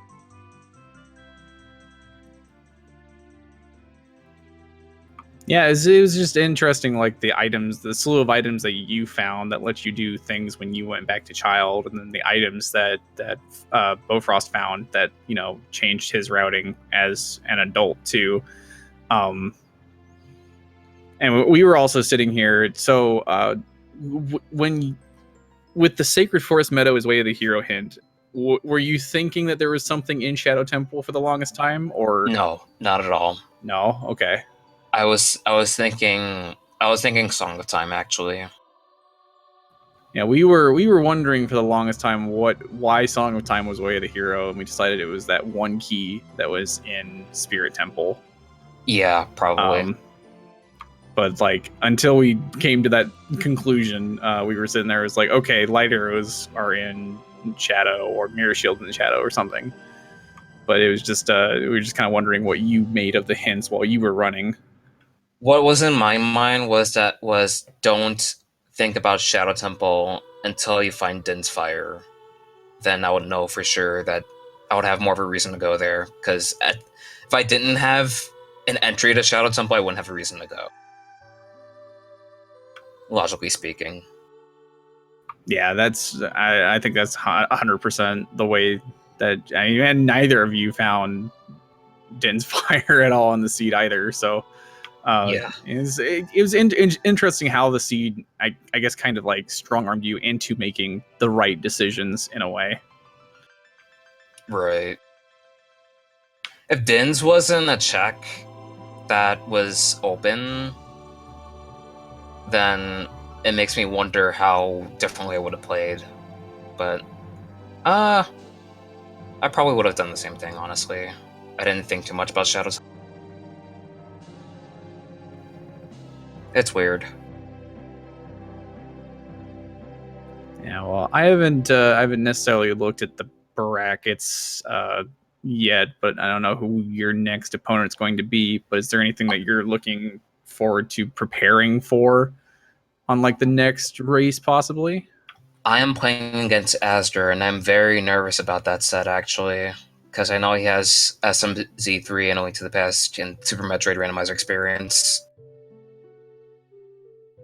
Oh boy, yeah, that'll be a really good race, I think. I'm looking forward to seeing that too, and seeing how the rest of this tournament kind of plays out. Is there anyone? I mean, besides Asder's your next opponent, was there anybody else that's left in the tournament that you think is particularly, I don't know, a strong player in the rest of this tournament, like a favorite to win, or you think it's just kind of, up in the air? For me, it's kind of up in the air. Like, I think Exodus and Dotso are pretty strong. I haven't seen Runagai enough. I'm curious to see how he does. Glitchymon could do well, but again, up in the air. I think I would favor Exodus over most people because he's very experienced with the game, and he made it pretty far in the accessible tournament. So, all right, well that's kind of all the commentary questions I really had. But I mean, GG to you. I'm looking forward to seeing how the rest of this tournament plays out now that we're getting to like the real meat of things, and it feels like it's more serious now. Like the group stages, like people kind of messed around, and now things are getting down to business. I was definitely hoping for bracket to run a lot better than the group stage, because honestly I thought groups was a mess. But I would like to I just hope to like put the groups like behind us and get everything, like take brackets more seriously. Yeah, and maybe any like one more possible question, but like if there were going to be another season of this tournament or another tournament, following this maybe in a little while, what do you think one setting that could be changed or added to improve the quality of life of this tournament? I mean, chess size matches content is a big debate that a lot of people have. Like, a lot of people don't like it. I kind of like it, but at the same time, I kind of don't. So I'm just like on the fence about it. I think it speeds up seeds pretty nicely, but at the same time, it kind of screws over people with gameplay. It basically changes gameplay in a good way and a bad way, in my opinion. Also, I definitely think that the next season should use a glitch logic for sure. Yeah, we'll see as that like gets more and more development. I think that it would be important that everybody has just a general understanding of what glitches are expected to be done. Because I mean, right now we see people employ a variety of different strategies and glitches to like get through seeds, which is really cool. But I think there would have to be like some kind of universal, I guess, glitch library for people to follow, to at least to know like how to get through the end of the seed. Yeah.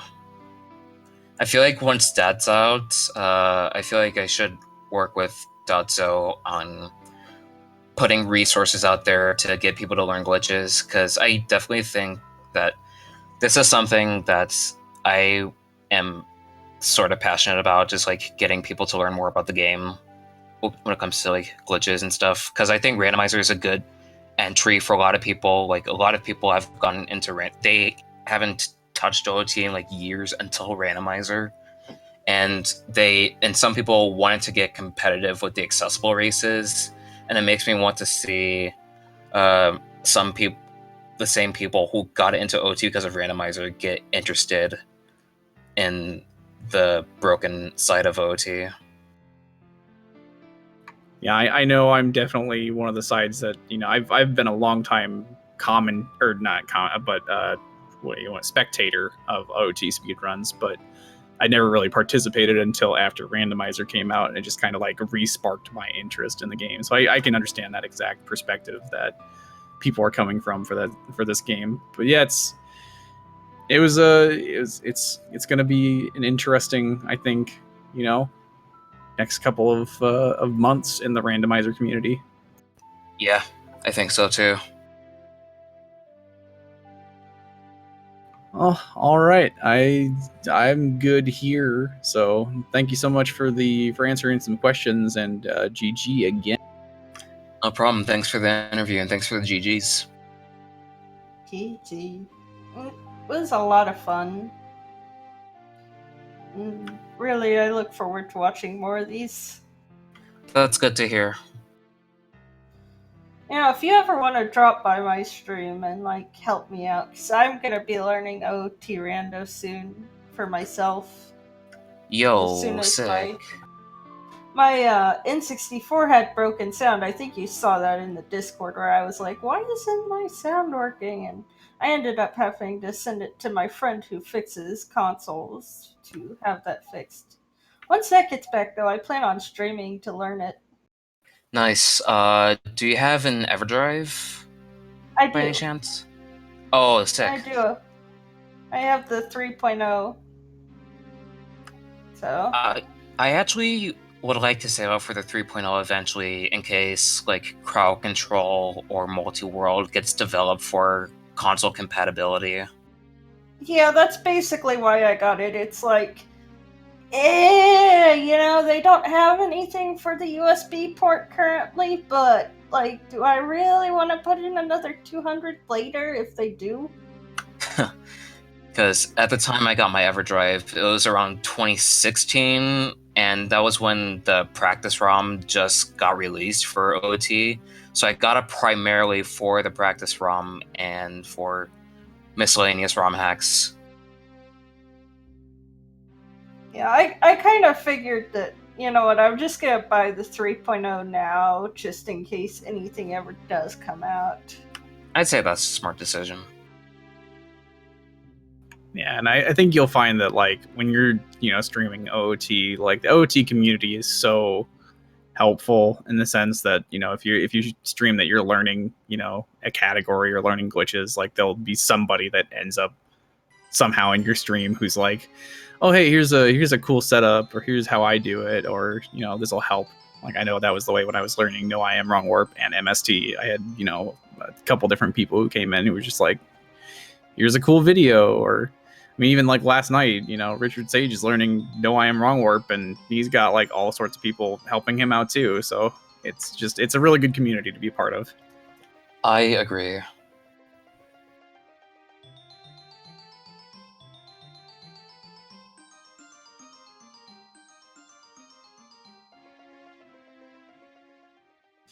Oh my, yeah, I usually hate like self-promoting, but this time it's just like, please help. I'm gonna need all of it I can get. I'd definitely be down to help you out whenever I see you. I'll send you a message when I'm gonna be streaming. That sounds good. My friend says he needed to get a new part for the sound thing, so he's gonna get that tomorrow, and then he'll fix it and send it back. Yeah. And in the meantime, Bofrost has now collected his other 2 medallions, and he's making his way through Ganon's castle. Didn't go straight to Light Trial, but he's within finishing distance of the remainder of the sea. So that's awesome.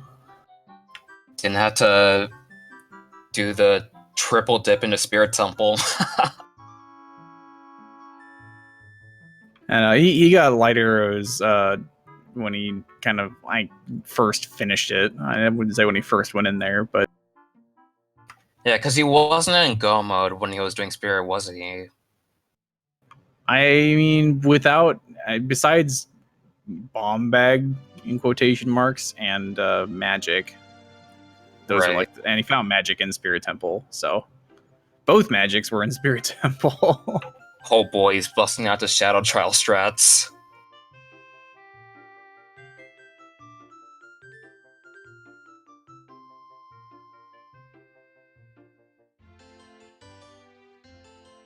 Oh, he's gonna do the gainer. That's awesome. Yeah. First time you get to see Shadow Trial in speed gaming.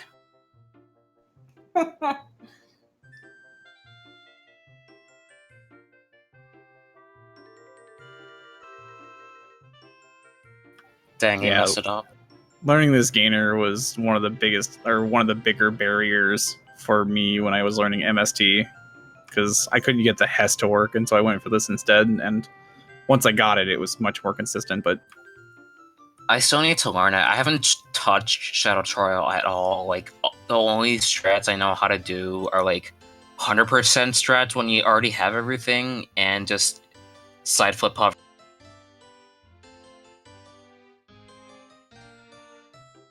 yeah, he didn't get long shot or fire arrows, so yeah, he's got to do this the relatively painful way.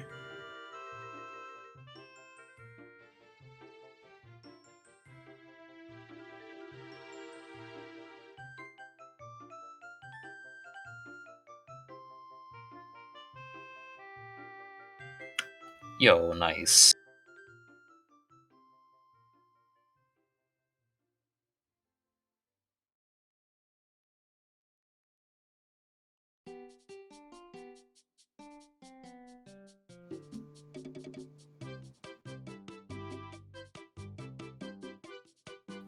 But yeah, there have been a lot of moments this race where we've been watching. He's opening up a lot of extra chests, which he's got 13 hearts and didn't go straight to light trial. So I think while he did actually really well in this seed, there are just a lot of things that could have been cleaned up, I guess. Mm-hmm. But hindsight's 2020, and it's easy to say that as a spectator. Yeah. Also, I've been seeing Dotso post always go to light trial first a lot, and I've been against that because, like, in case you find a key somewhere else, like in Spirit Trial, but then it just so happens that there was a key in the light trial, and at first I was like, because I didn't see the boss key, I was like, screw you, Dotso. But then I went to the Zelda's Lullaby room, and then I got the boss key, and then I was like, oh, never mind. Yeah, it's 8 chests out of a possible like 13, 14. So it's a good chance. I just think that the movement is awkward if you don't get lucky in a light trial. Yeah, but especially if you do have like gold gauntlets, it's a decent sign that something important's maybe going to be in there. That is true. That is the biggest reason why I went to light trial first, because of gold gauntlets.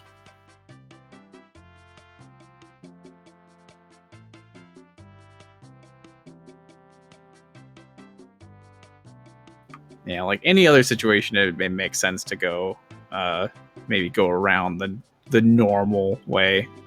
But yeah, and in this circumstance, it's like, yeah, go straight to light trial and just go for the highest percentage play, I guess.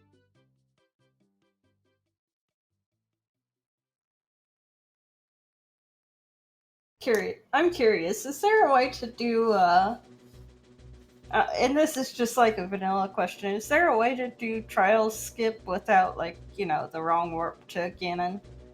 Yeah, you can do a hover, because he's actually doing that right now. He is. He doesn't even need to, but he's doing it anyway, just for memes. Yeah, so there's like an exposed loading zone across from Water Temple or Water Trial, and like if you just get up high enough, you can just backflip right into it. There's also another setup there's a clip like out of Spirit Trial that you can do that's like really free if you need to and you don't have explosives. Yeah, see, Math Girl asked a question, and then Bofrost's like, well, I'm glad you asked.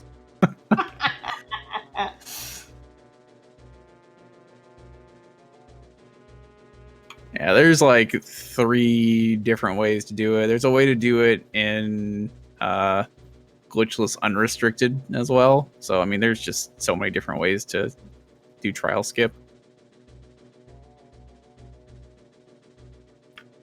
Yeah, trial skip was definitely probably the first major sequence break found in OT. Like before Shadow early, I'm pretty sure. I'm probably just like gonna sound ridiculous saying this, but I'm not that familiar with the vanilla game or the randomizer for that matter. Yeah, that's fair. I played through Ocarina of Time once, vanilla, well, the 3D version.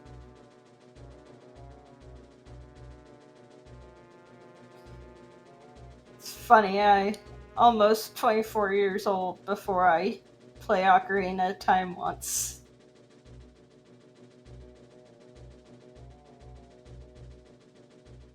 Yeah, I mean, it's one of those games where if you didn't play it like growing up, it's very easy to put off playing it until like way later, especially because like it's not super accessible on like modern consoles. Like, I guess you could play it on Wii U VC, but why? I mean, I've had a Wii for years, as well as like, 3DS, but I just never got around to playing it. And then my friends kept bugging me about it, and it's like, okay, I'll play it. Goodness. This was like, what, 2 months ago or so? Maybe 3 at this point.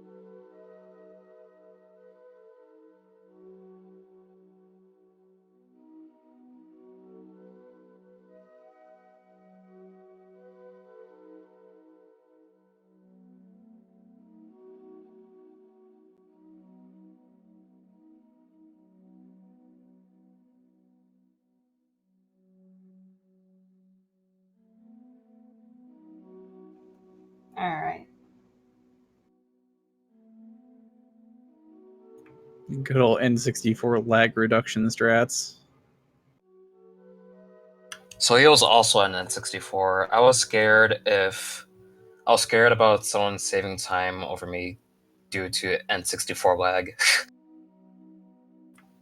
Like, we're both like tied near the end, and then I enter the game and fight, and I lose like 15 seconds due to lag.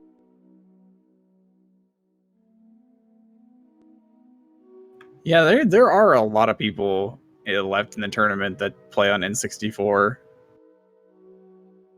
I think a solid like at least half. I want to switch to VC eventually, but I just need to buy an ESS. Oh, I don't need to, but I would prefer to buy an ESS adapter because I don't like the control stick configuration for VC. I prefer N64s.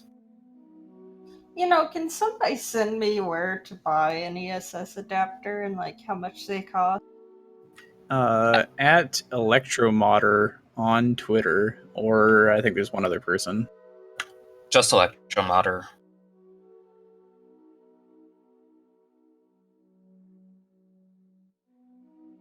They're not too How much bad. are they? I think they're like less than 50. I'm not 100% sure. I haven't bought one. I know like the input display type stuff was like 30, 35. It's a funny story. I went to AGQ 2019 and I got a free ESS adapter from ZAS, but it didn't have the case. So I'm just like, what do I do with this? Oh, like it's just like a bunch of exposed circuitry? Yes. Alright, so there's if I want one for my GameCube controller, like when I'm playing on Wii, would I do the GameCube input? Yeah. And then what's an enclosure? Unfortunately, I don't know much about like ESS adapter stuff. I need to do more research. Glitchy maybe is on VC because he's running Hundo right now instead of No I Am Wrong Warp. Because he just has that plugged into his computer, I guess, because that's what he's running. But when we were doing qualifiers, he was playing on N64.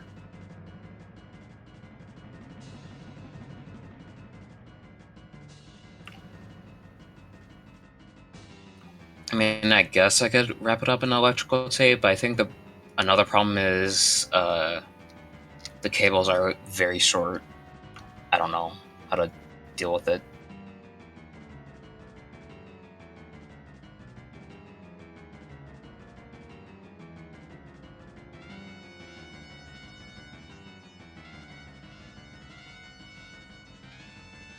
I'm probably gonna go to the store after this and get a thing so that I can actually pay for this. Because I actually want to buy this.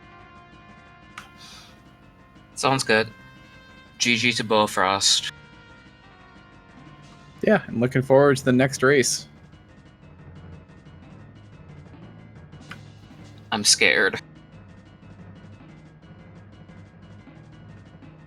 It'll be interesting. We'll see what the rando gods above decide to, bless you with. Wait, so now how do I actually go to order this? Hold on, where's the button? I don't see a button.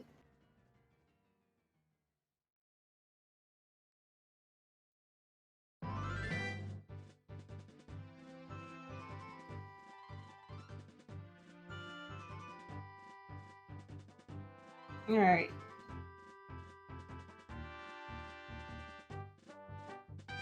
GG's. Yeah, honestly, like a 30-minute difference is relatively small in the scope of like OT rando accessible.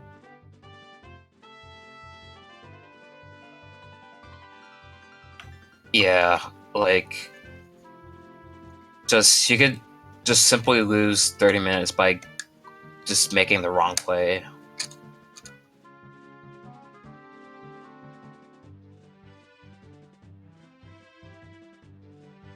Yeah, it always comes down to like those singular decisions and making the right play in the moment.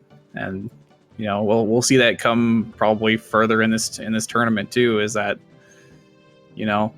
one person decides to do something, or like if you get explosives early, like that opens up everything, as opposed to like somebody who finds explosives like an hour and a half in.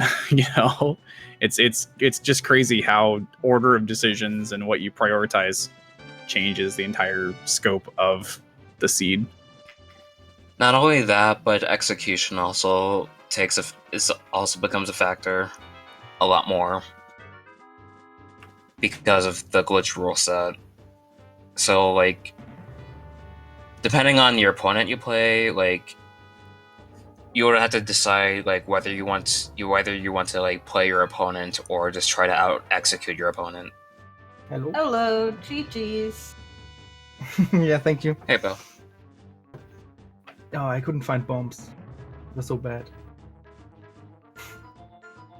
Yeah, we were kind of because we were wondering for the longest time. You were like hunting around. We were kind of sitting there. It was like, okay, well, maybe he's looking for bombs. Like once you found magic, we thought like you were gonna go straight to the end of the seed, and we didn't realize that you were looking around for a bomb bag. Yeah, I didn't want to do a whole water temple for the boss key, and I didn't want to do a boss key skip with bomb juice, so I wanted bombs so badly. Yeah, I think the early parts of the seed, like you were the first person to make the play into like what were you thinking when you went into Zora's Fountain and you found like Mirror Shield and Boomerang like right after each other? Yeah, that was really great. I thought, damn, that's a crazy seed. And yeah, then I just lost a bit of my track and wandered around. Yeah, we saw you go back late and kind of go and finish up like you did like adult fishing super late, and you got like Scarecrow Song. You did some Scarecrow Song checks. So I mean, at that point, like what was going on in your mind, and like why didn't you want to go do like maybe say like DC or that was all. I wanted my bombs. I couldn't.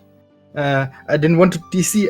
Also, I needed bombs for Kinodongo. I didn't want to do it with bomb juice only. And I really, the last hour or so, I just searched for the bombs. When did you get strength? Because you could use the bomb flowers. You're right. I haven't thought of that.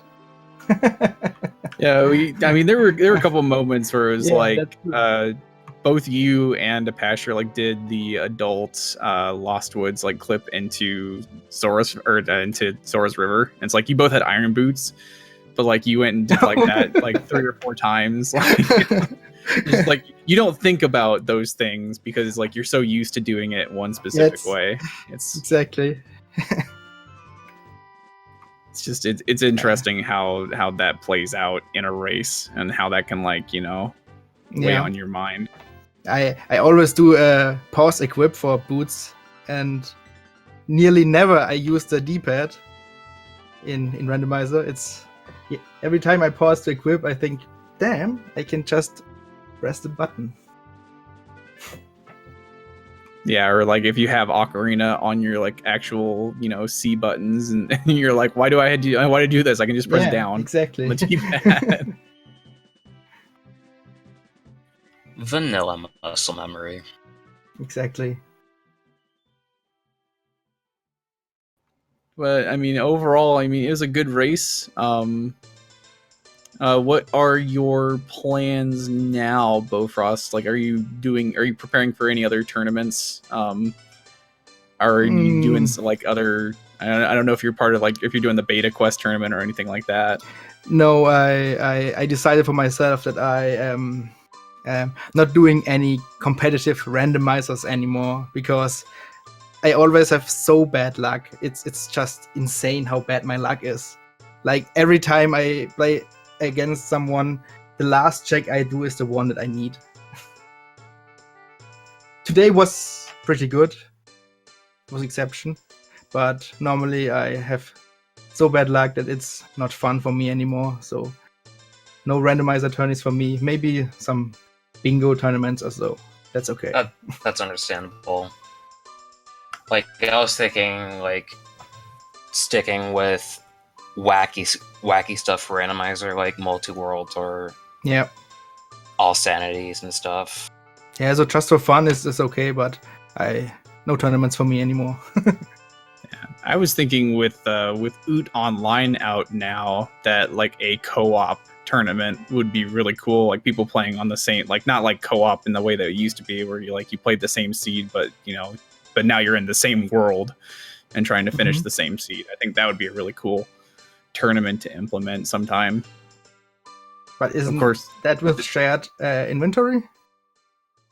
Yeah, like you're both playing on like in the same with the same inventory essentially. So I think like that could be a really cool like co-op tournament that changes the way that people play things. That sounds interesting. But that's a relatively new thing, and it's still kind of being some of the kinks are being worked out. But yeah, I think there's a lot of cool things that can be implemented soon coming up here. Because I mean, I think that like development with Ocarina of Time, as far as like ROM hacks and like other what do you want to call them, accessory type things like rando and that stuff, like it's reached like a new peak. Like suddenly, Definitely. like everybody's working on OOT stuff. It feels like. I want to see some OT ROM hacks so I can speedrun them and get free world records. We should implement in the co-op one that you can attack each other. Oh god. OT Battle Royale. More or less.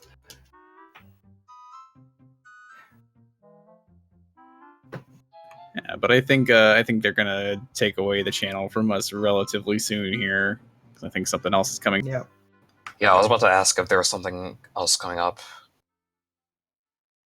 Yeah. So, but yeah, they're gonna have another race. I think starting about probably 5 o'clock. So we're gonna wrap it up here. Thanks both of you guys. Follow both of our runners. They're both very talented players and just general like video game aficionados. Yeah. Yeah, thanks for tournament and for having me here. Yeah, thanks for the race. It was fun. Alright. Well, I've been Math Girl. Have a great night, everybody, and I'll leave you with the last words. Yep. If you're still Stick around for some more randomizer on a different Zelda game. And again, thank you all so much for hanging out, watching, and all your input. I've enjoyed it.